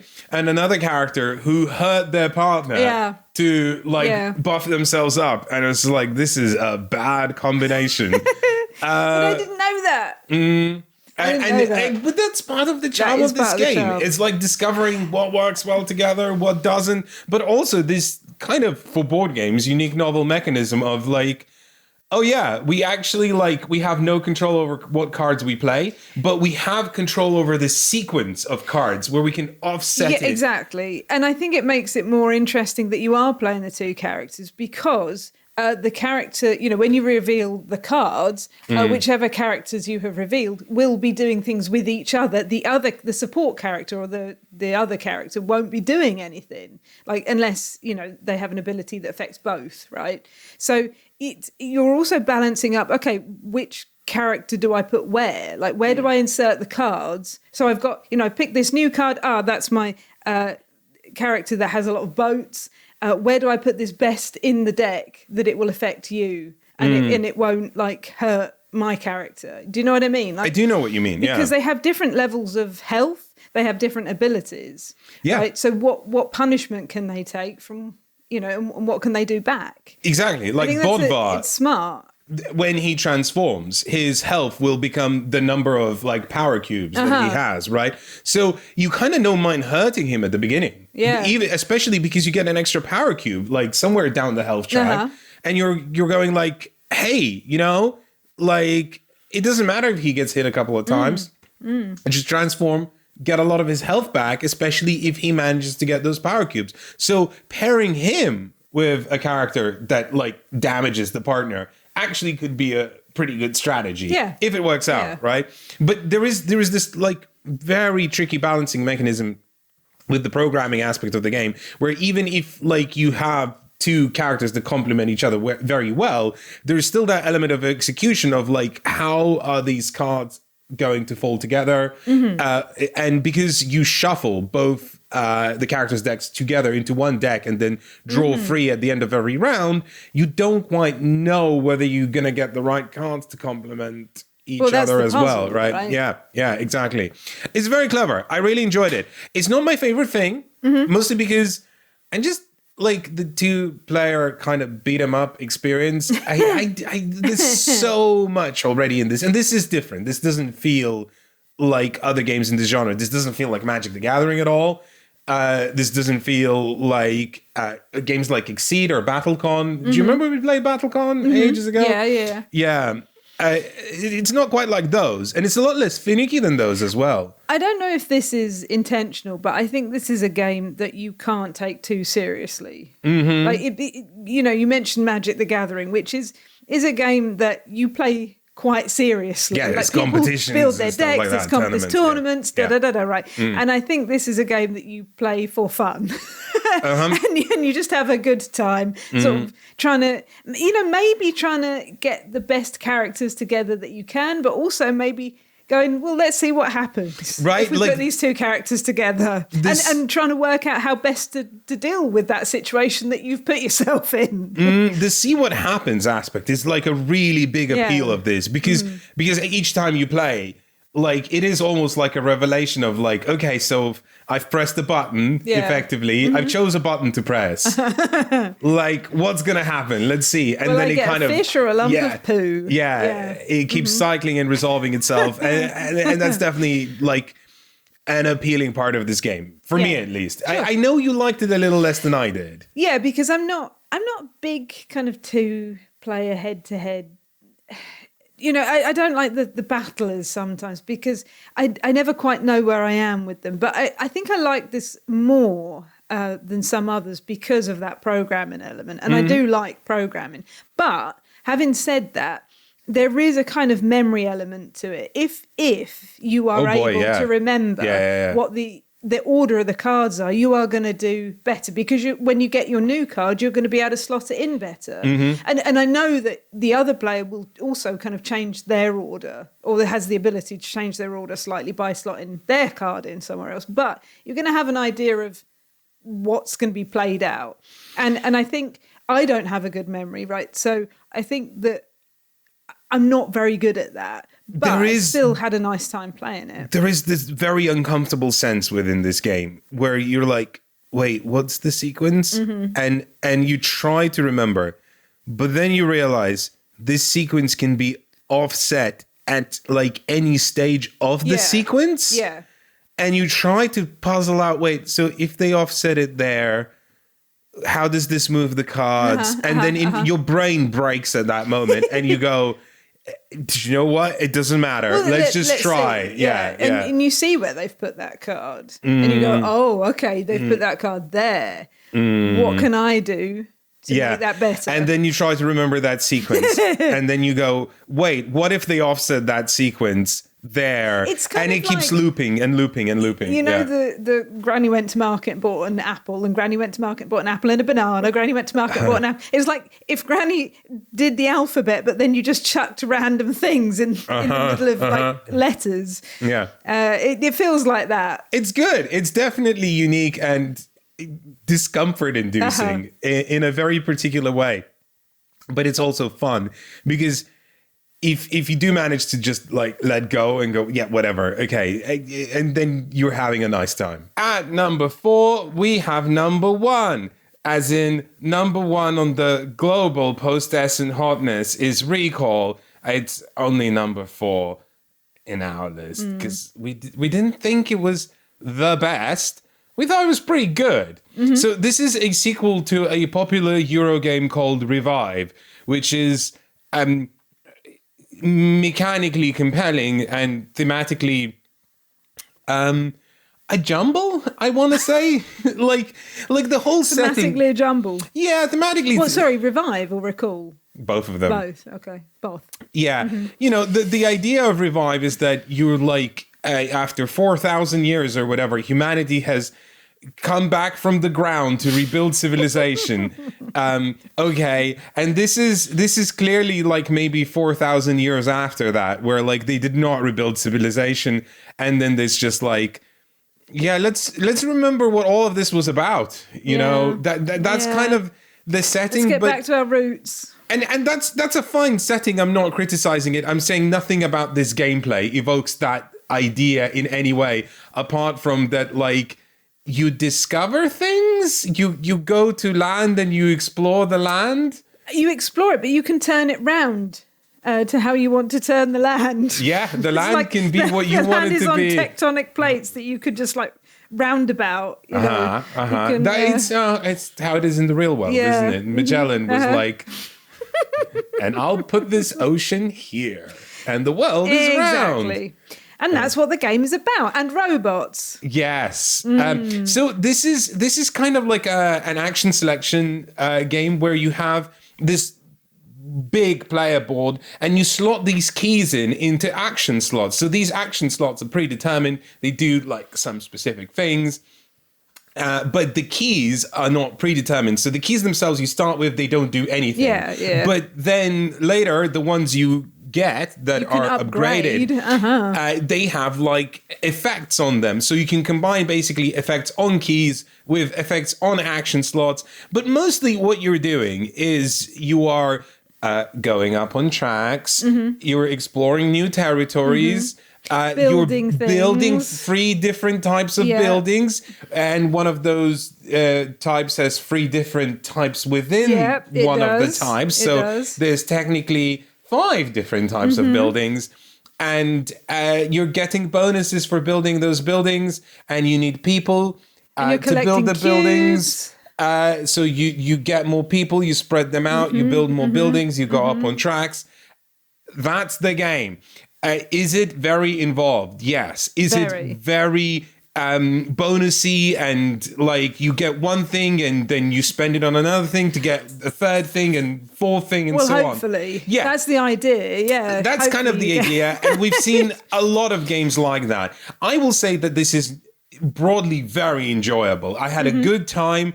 The puzzle was crunchy. I was in my own ADHD world where I was like, oh, boom, boom, boom, boom, boom, boom, boom, bonuses, right? Yeah. It was fun. I wouldn't say this is better than Revive because I think that is just my estimation. Revive is a little lighter, but also a bit more satisfying. Do you think, why satisfying then? I think because you can combo those things easier. I think there's just a little bit less mechanism in Revive, and that kind of reduced load lets you just engage with the game more. I think I agree with that. There were a lot of times. So, you know, the board is big, right? And I think it depends on where you sit as to how well you can see different things on the board. So there were a lot of things that I was going, okay, what does that do again? What does that say on that card? Like, what does that say on that tile? If I go here, can I do this? Like, you know, I think there was a lot of that because this game is so involved, right?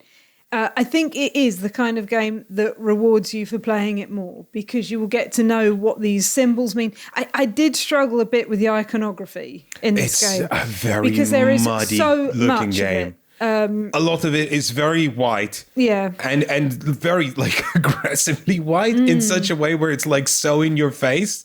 And even the tracks themselves, you have white, gray, black. That's the gradient of color, right? Yeah. And actually, sorry, just to pull you aside a little bit. Another thing, there's just some weird things in this game. Like, so for example, like the free tracks, you obviously, if you're at the top of a track, you get a big point bonus. That's not new in Eurogames, right? So there's free tracks. What they mean in the game is kind of like arbitrary because you'll randomize the bonuses during setup, but the points values on them are different.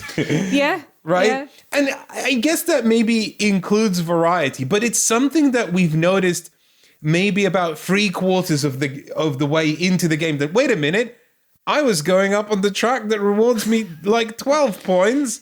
And I just noticed that the other track gives you 18 points. But it's not a secret. So it starts off as a secret, what the bonuses are, right? But no, it's not a secret at any point, right? Like the it bonuses. Is because the cards don't turn over until someone reaches that point. Oh, well, yeah. Okay, so yeah, you do get like a special, like faction that's unique to that track that you can invest yourself with and get a special ability. You're right. Sorry, yes.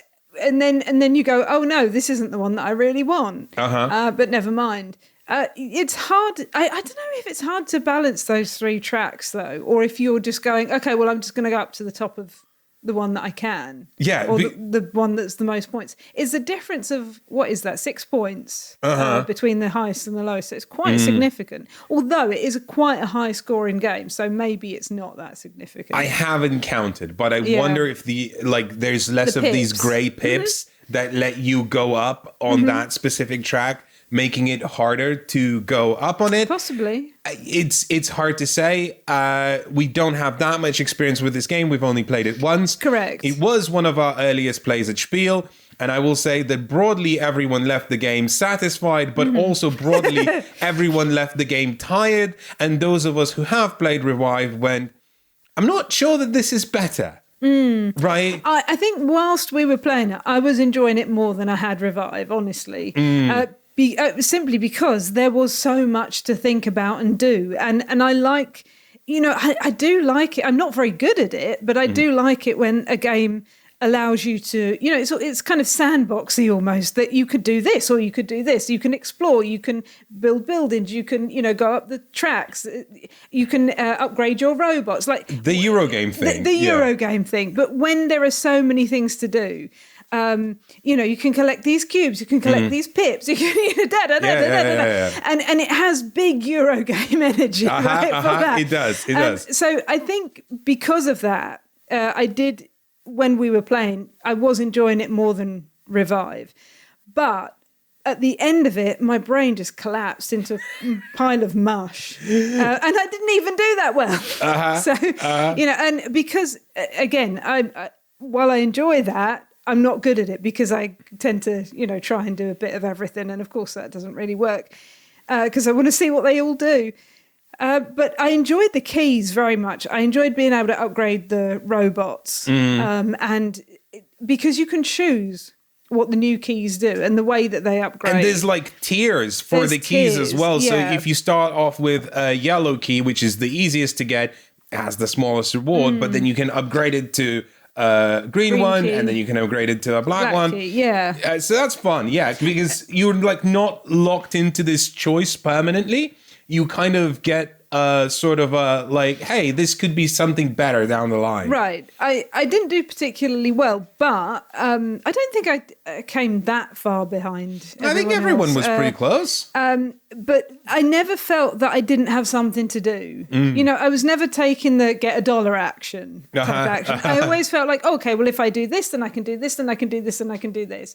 And I found that fun, but also very brain melty. And finally, the final category of this video, where the games aren't just good anymore, they are pretty good. And that is a substantial, significant difference. Improvement. I think it's... okay, so I think this final category is like games that can survive Essen Spiel. Does that make sense? Yeah. Like they have people are going to be talking about them after Essen Spiel. Hopefully, maybe. Yeah. I'm not giving it a strong, definitive yes. I'm giving it... They've got a chance, know? Because honestly, like the way Essen Spiel works is that every year there's like lots of hype for like 30 games or so, and everyone's really excited about them. And then Essen comes and everyone gets them, and then 2 months later, no one's talking about these games. That's true. Right? That's true. That's the curse of Essen Spiel. Yeah. Right? Yeah, it's so weird. But a few, I think, sometimes survive and pull through. And you think this is one of them? I think it could be. It's got one significant thing going against it, and that's that the publisher Ludonaut is basically shut shop, and this is one of their 2 last games. The other one looked very unmemorable. I can't even remember what it is. But this one looked exciting. This one looked exciting, and I picked it up on a whim, and I thought this could be something. And folks, this is something. It's called Limit, and if there's one thing the 80s have taught us is that we have to push it to the limit. I see. Turns out, believe it or not, pushing to the limit is not good. No. Because that's when things break. What are we pushing to the limit here? The world. The world. You can see the world here, and you can see the word limit over the world. Yeah. I think it symbolizes something. So this is economic simulation game, where the idea that like infinite growth is impossible is being tested. What I immediately liked about this was that unlike, there was a very similar game released a couple of years ago called Hegemony, where not similar mechanically, but similar in scope and ideas, that, you know, it was testing like the class struggle in a board game simulation, right? And the way Hegemony spoke about itself was basically, well, we're experts, so, you know, we know this stuff, and this is exactly how it would work in the real world. And I'm like, is it you centrist weird simulation game? Is it, or is there, you know, maybe some flaws in this model, considering it's a board game meant to be played, right? This does not do that at any point. The rulebook is very clear throughout that, like, hey, this idea fascinates me, and I think people should explore it and talk about it. So I wanted to make a game that maybe, you know, has some chance at simulating scenarios that would play out in the real world. But if you don't think that that's how it works in the real world, then just, you know, like, discuss that. That's also interesting, right? And it did provoke discussion between us. Yes. Even though it's competitive, we weren't discussing exactly what our plans were for the world, but you can see each other's boards, right? You can see what each other is doing. And you can see the sticky situations that each other is getting themselves into by trying to be good. Yeah, well, okay, so that's only one of the options in the game. You can, like, go full dictatorship. That's what we both chose. Right? That's what I mean. That's what we both chose. Until I realised that being nice and trying to give people education, give people, like, freedoms, wasn't working, and I introduced the military. And colonialism. Yep. And then I won by 1 point. I introduced recycling. I know you did. That was very good. And sustainable consumption. Well, I tried, and it just didn't work. The people were revolting too much, and I had to get the military to suppress them. Maybe someone wasn't trying hard enough. I'm going to go over a few kind of mechanisms very briefly, right? So basically, you have this kernel of a system here in your player board where you have 3 types of production. So you have basically, I want to say like sustainable goods, but like it's like food and stuff like that, right?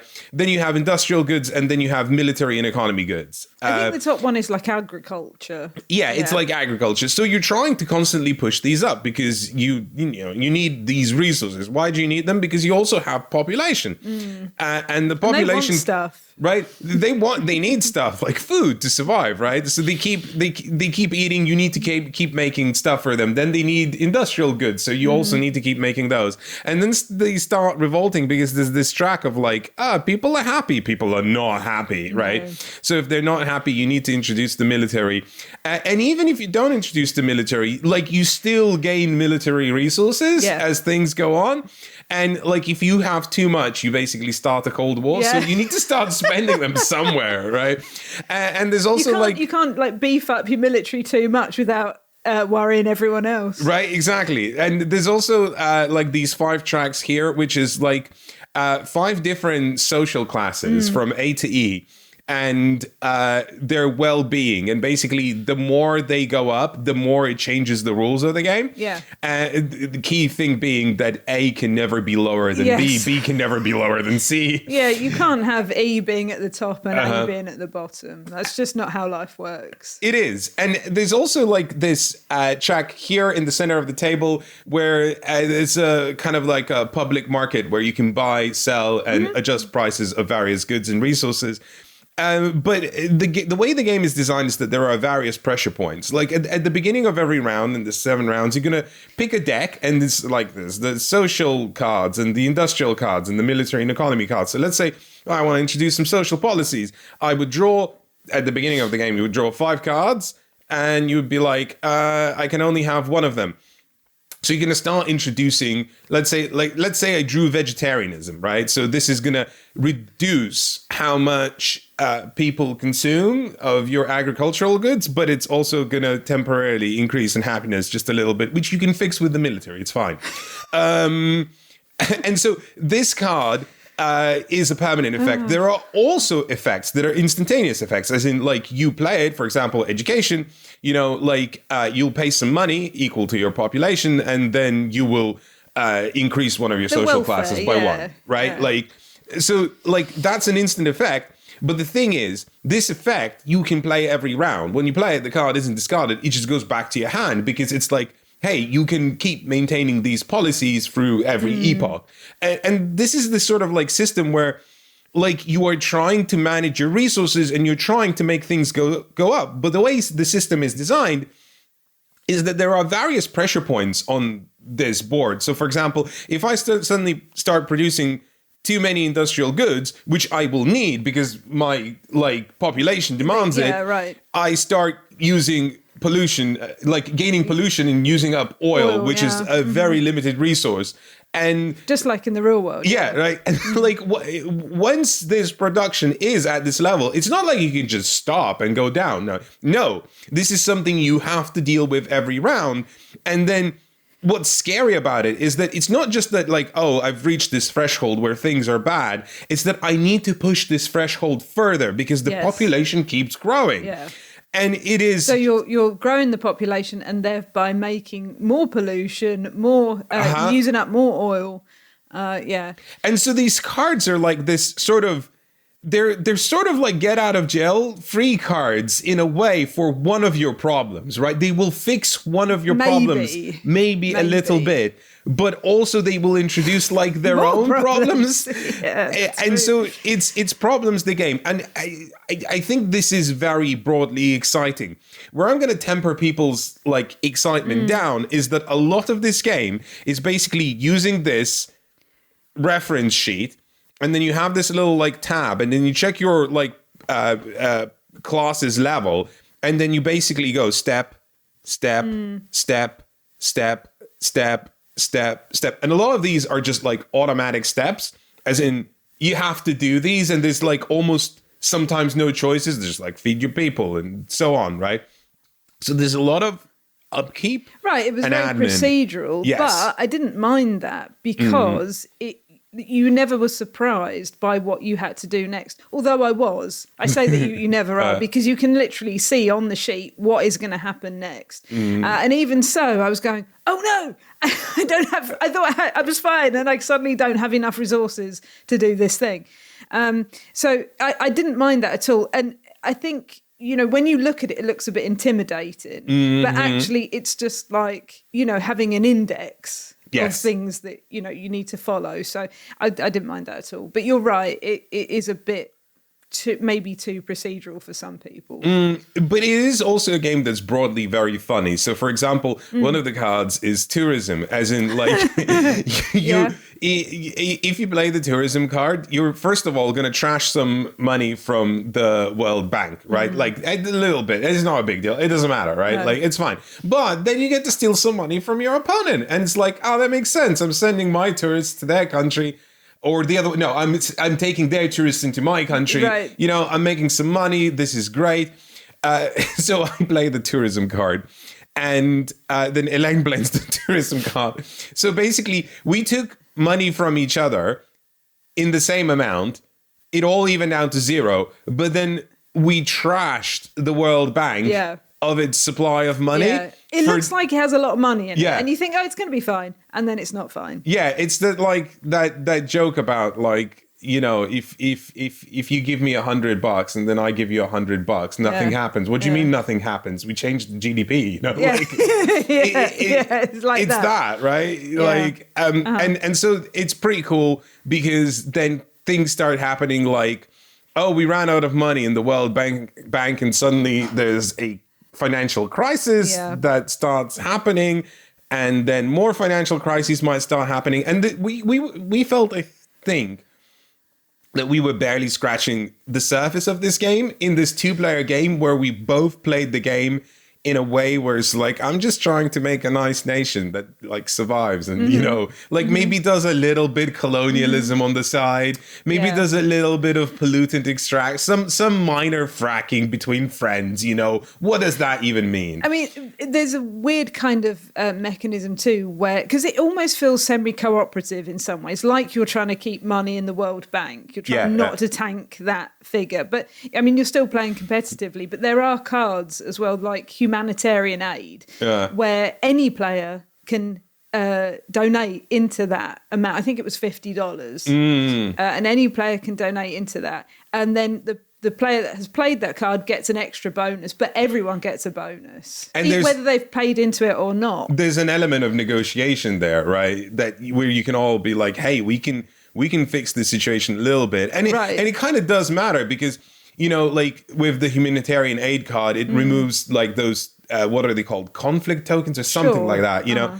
And you know, they're negative points at the end of the game. So you do want to get rid of them, right? So it behooves you to do that. And it's strange and interesting how, like, I felt like we have barely scratched the surface because the dynamic of this game would be very different if there were, say, not 2 but 4 players playing. Yeah, I think so. And one of them was going completely rogue, you know, and like, how do you deal with that? You know, they are a dictator, a military dictator, you know, they are harassing everyone. I think those games would introduce a lot of dynamism and unpredictability that could be interesting and or frustrating to scratch. I think you're right. I think it could be incredibly frustrating if someone is just hoofing money out of the World Bank all the time, or, you know, I don't know, taking all the oil, because the oil is a limited resource. Yes. So, you know, if someone is like, well, I'm just going to, you know, bump up my military to really high and they need 10 oil every round, right? And they're taking it from various different places, you're going to run out quickly. And I think that is quite frustrating. But I think it is representative of what, you know, some nations do.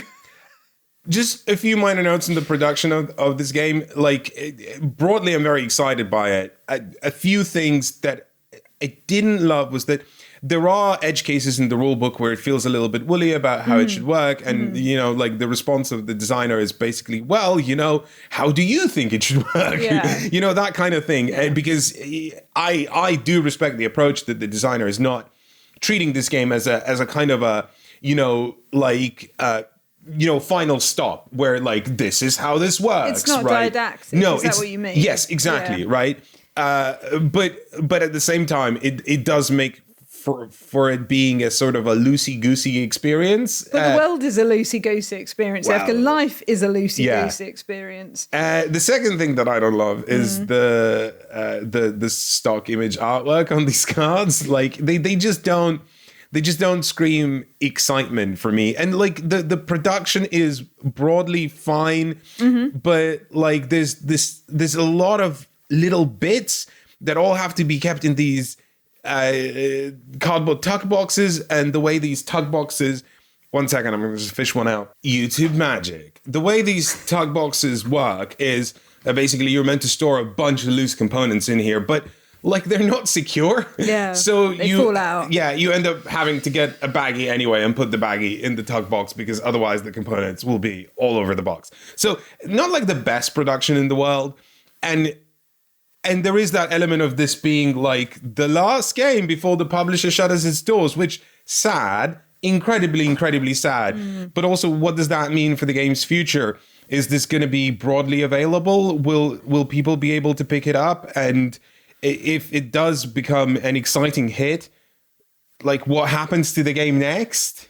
I'm not sure that it's exciting enough to need to worry about that. Do you not think so? I think it's good. I think it is a good game, but I don't think it's going to be a runaway success. I think it is offering something that, like, is an experience that I just broadly not encountered before, apart maybe from Hegemony, but that felt also different. That felt more like a chunky Euro game. This feels more like a loosey-goosey economic simulator. Do you know what I mean?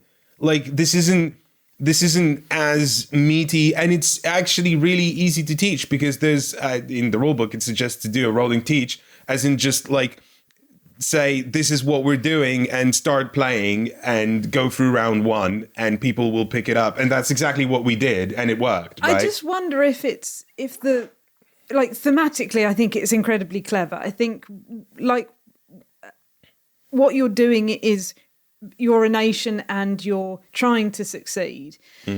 But the struggles that you encounter doing it, you know, you're trying to do good things and you get to a point where you literally can't just, you know, deal with vegetarianism and humanitarian aid, and you need to get, you know, the military in, or colonialism or something. No, you did. Well, I did, yeah.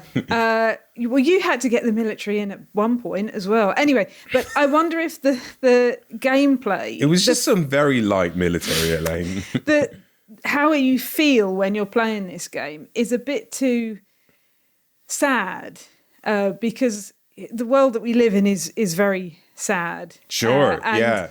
And it's a bit like, you know, Pandemic was not played a lot during the pandemic, yeah. because no one needed extra Pandemic on top of their pandemic. And I just wonder if this might not do as well as it should as a game, because it is sad. I get that. I felt a broad joy of that's good. Tinkering with these systems. Tankering. Don't know where that came from. Because of tanks in the military. The military, yeah. I had fun, and I did have fun discussing what happened and why. I don't think it is broadly an education tool, and more kind of just a, you know, tinker around with it, and hopefully it produces something fun and resonant at the same time. So I don't think it's like deeply profound in any way or anything like that. But I think there is a joy in it. I think so too. And there were a lot of clever mechanisms in it, I thought. I really liked how you gradually, as your society got progressively, you know, better off, they had more welfare. You got more cards to choose from. You had more choices. I thought that was kind of really thematic. Like the better you're doing, the more choices you have. Like the more privilege you have as to what you can decide to do. And in game and in the real world, you know, I thought that was quite a smart choice. But then you're still choosing between the military or society or economics or whatever it's called. And you're trying to make those decisions and balance them. And you know, you're taking a deck and you're looking through and you're going, okay, this card this time. And then, okay, what am I going to take next time? I need to balance this out with something else. And like you said, you know, you get an answer right now, but it causes a problem somewhere down the line. And I thought that was pretty smart. And I enjoyed that kind of to and fro.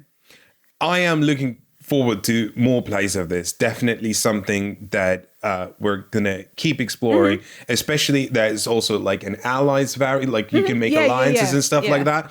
And that's not really recommended in a 2-player game. So we're looking forward to playing more of this and at a high player count. Yeah, seeing how it shakes out. I like this game a lot. And maybe that's why it's at number 2. But this is really good. This is just charming and good. And you know what? When we played it first, I think people were like, and as soon as we finished playing, everyone at the table went, I want to play that again. And I think that's kind of like the staying power of Ghost Lift. So Ghost Lift is a card game where you have a lot of creepy artwork on the cards. It's good artwork. It's very good. It's artwork by Sai Beppu, knocked it out of the park. But basically, this is a climbing shedding game, like Scout or Teach You or whatever. But there is only one suit, the green suit, right? And the rules of it are pretty simple. Let's say I play a card into the trick, right? So currently, because of setup, we have this elevator tile, and this elevator tile is pointing up. That, at the moment, doesn't mean anything because I can play any card. Sure. The trick means has the not. lift is going up. Yeah, it means the lift is going up, but it doesn't matter. The trick hasn't been started.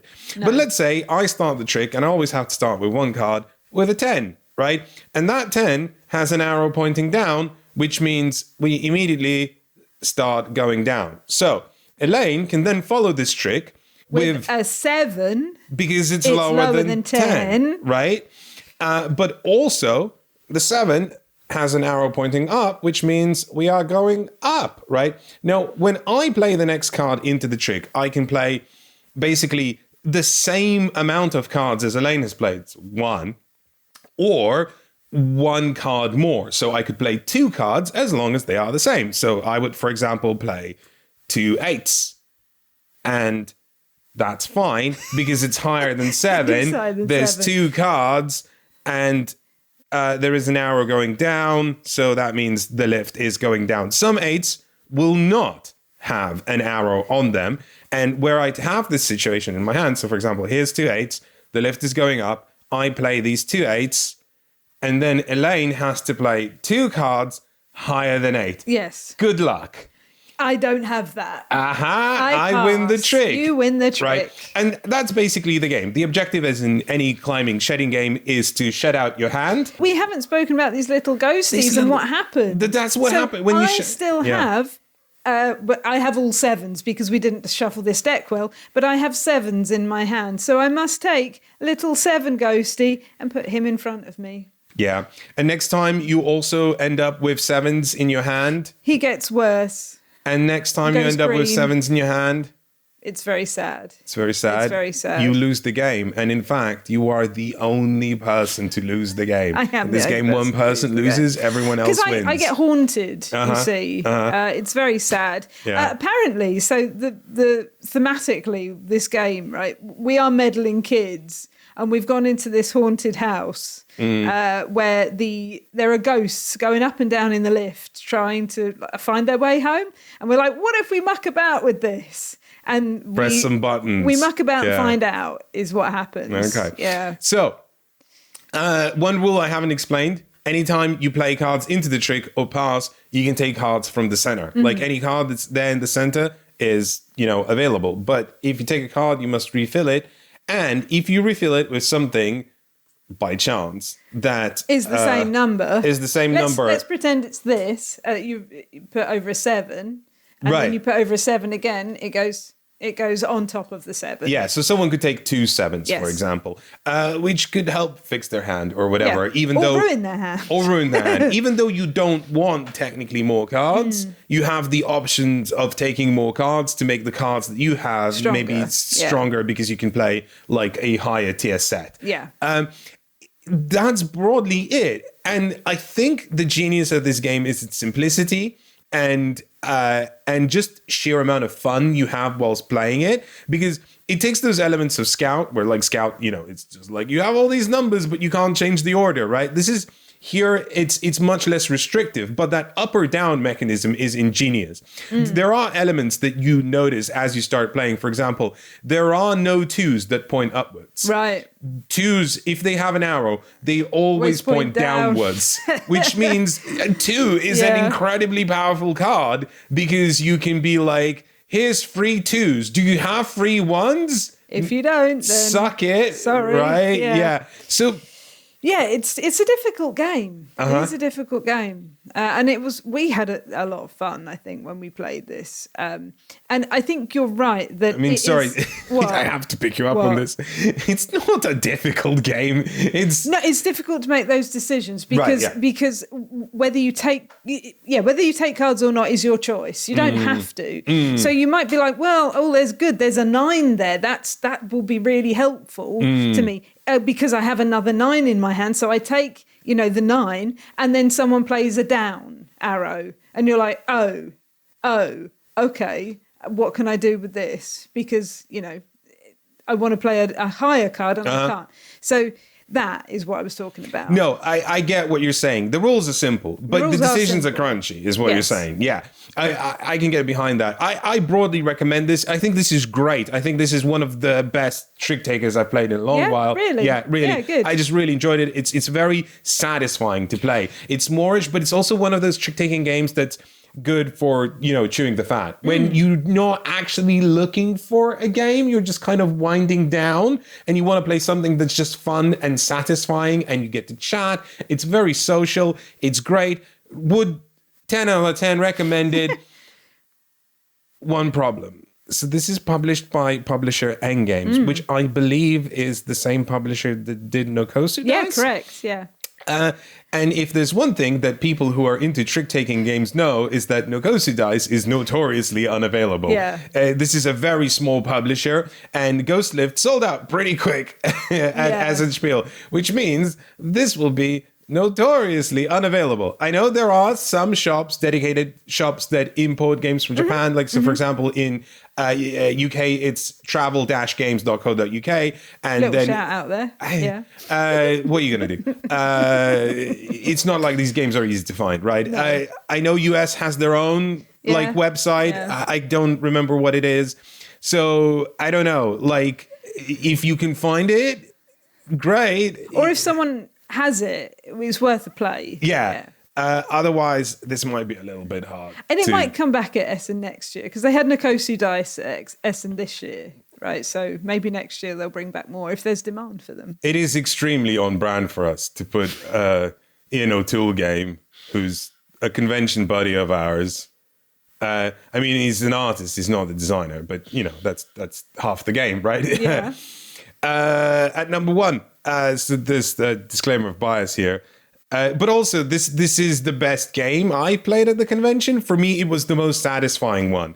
And it's so weird to define that, because how do you compare Limit to Ghost Lift to Railway Boom? Exactly. And it's one of the things that we've been talking about as we were kind of like...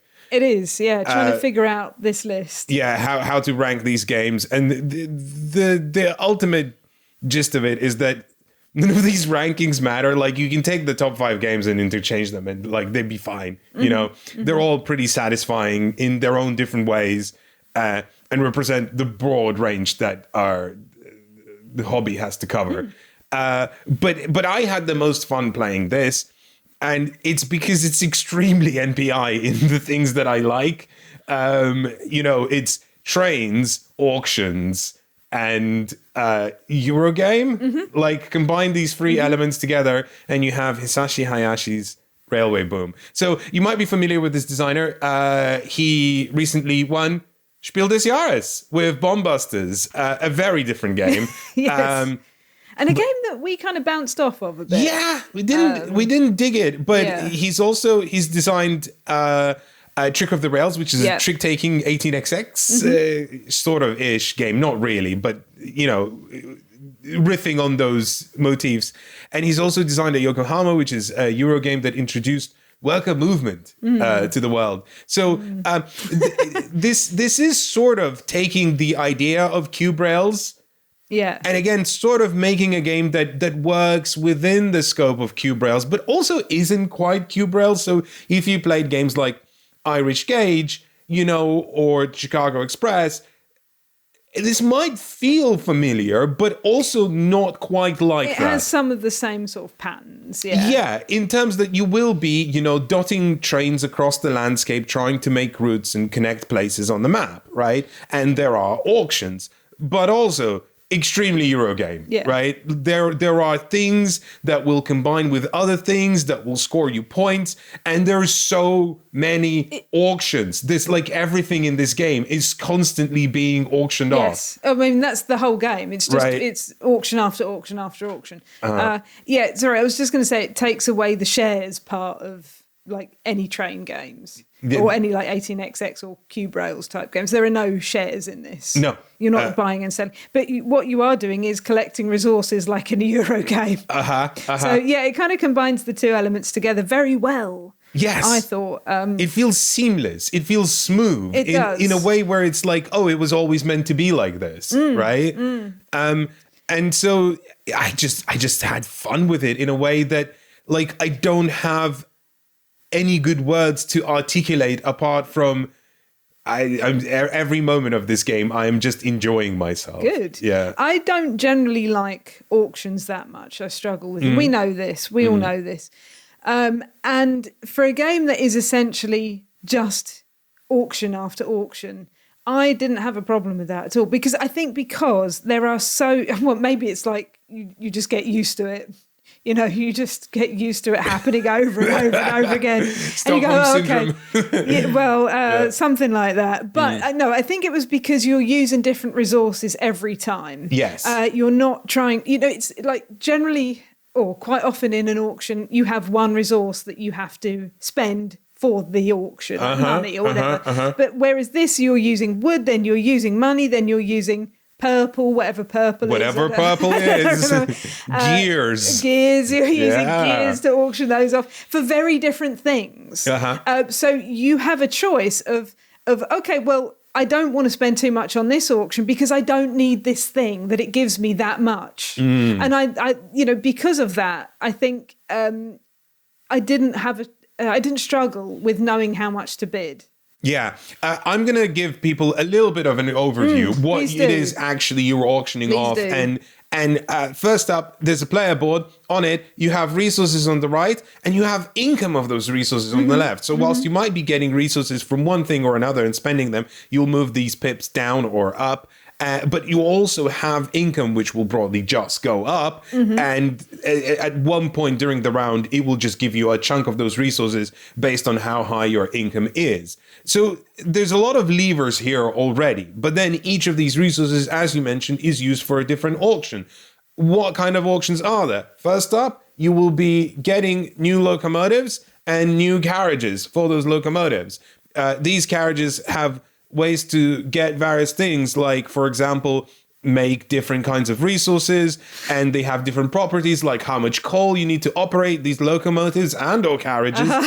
And then also, like, there's various conditions. For example, this one will give you 2 points, but will also give you 1 money for each carriage that already produces money. So, like, there are lots of finicky ways you can build these trains, and what's fun is that you can rebuild them. Right, that you can take the carriage off the engine and stick it on another engine. Because that's fine. And that's the one you're going to power this time. Yeah, it's a different year. We're reconfiguring everything. Yeah. Then you're going to auction for actually where you're going to be building your routes and then connecting these routes. There's reasons to connect routes for, like, ticket to ride style scoring. Like, hey, I built a route from here to there, right? But there's also, and I like, get points. Yeah, you score points at the end of the game for your longest route. But also, in addition to that, building into different cities lets you get more income in your different resources, and also you can modify your actual locomotives and carriages with the types of resources they produce. So again, carriages, locomotives, important. Building on the map, important. Next up, is this important? Yes. You decide. But generally, yes. Like, there are various bonus cards. You have another auction for bonus cards. So that's important. And then you start operating all your trains and all of that. And after that, there's another auction for endgame scoring and how much you're going to be scoring for each of the 4 random endgame conditions. I think what I liked about that, sorry to interrupt. No, I'm done. I'm done with the broad overview. That was a lot and very quickly. That was very good. That was a very good overview. Thank you. What I liked about that was that you always do get something. Whereas, sometimes in an auction, if you don't bid enough, you don't get anything at all and you're falling further and further behind. Whereas in this, like I said, you can choose which auctions you want to go in hard, or depending on the resources that you have available to spend. You can go in hard, or you can go, actually, whatever is laid out here is fine. Like, if someone else chooses this and I get this, that's okay. I can work with that. Or you can go, no, I really, really, really want this location because it's really good for me. I'm going to try and get this a lot. I thought that was very nice that you're not really punished for not outbidding your opponents. But you will get something. fun part for me is that the game knows when to not overcomplicate itself. So the auction is the same mechanism for all four auctions in the game. And what's fun about it is that it's a pretty simple auction. So every time you are lowest on the auction track, you have to either bid higher and pass. And if you, like, let's say I am on 4, Elaine is currently on 1, so she can either go to 5, or actually you don't even have to go higher. You go to any higher available space. So for example, Elaine doesn't want to be on 1 because someone else might go higher, but she also doesn't want to outbid me, right? So she doesn't want to go to the 5 space. She could go to the 3 space. Yeah. Lock herself in a comfortable second for now, right? And the reason all of that is happening is because whoever's highest on the track, full price. Yeah. Second highest, Full price. Third highest, half price. If you lost, you pay nothing. It's whatever, right? So, which again is a good thing, because if you're really struggling with that type of resource and you go, I'm not going to get anything for it, you do get something. You just don't get the quality of choice. You don't get the freedom of choice, but you get something and you don't have to pay for it. So then if you've got some of that resource, you can put that into the actual action, like the buying of the cards or whatever. It's very good. It's very smart. It is very smart. So the 2 publishers listed on this box are Okazu Brand and Arclight Games. There is a secret 3rd publisher, which is Cranio Creations, which is where I picked this box up from at Essen Spiel. Well, so this will be broadly available, right? This is not like Ghost Lift where it's just like, oh no, we're stuffed, right? A couple of notes on this production. The artwork is, I think, again, biased because it's Ian, but I like it. I think it explains the game really well. You had issues with one of the scoring cards where, like, what is this spider? But, like, I got it immediately. So. No, I wasn't worried about that either. Yeah. I wasn't one of those people that were worried about that. I think it's like anything, once you figure out what one thing means, you figure out what that means for the, when it repeats. Yes. Is what I mean. Yeah. Yeah. There are some first printing issues. There's like an income dot missing where to place your thing. And then I got like an extra one of these houses. Yep. Which so there's maybe, I don't know, maybe that's just my copy where I have a bonus house. Maybe everyone's copy will have a bonus house, and then you can put that house on your desk and be like, oh, that's my little house. But importantly, there was not a house of another colour missing. It was just a bonus house. Yeah. It didn't matter. Yeah. So, that's it on the production. Otherwise, I think it's produced quite well. And I love this game. I can't wait to play it.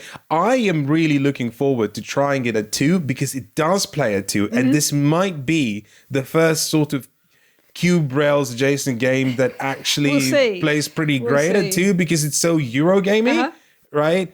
We'll see. What a good game. This might have been the longest, no pun included, video we've ever made. But it's also probably the least representative, no pun included, video ever made. So if you're still here for some reason, if you enjoyed it, check out our other videos because they're much more structured, much more scripted, much more well thought out and prepared. This is just a little thing to enjoy the celebration that is Essen Spiel every year.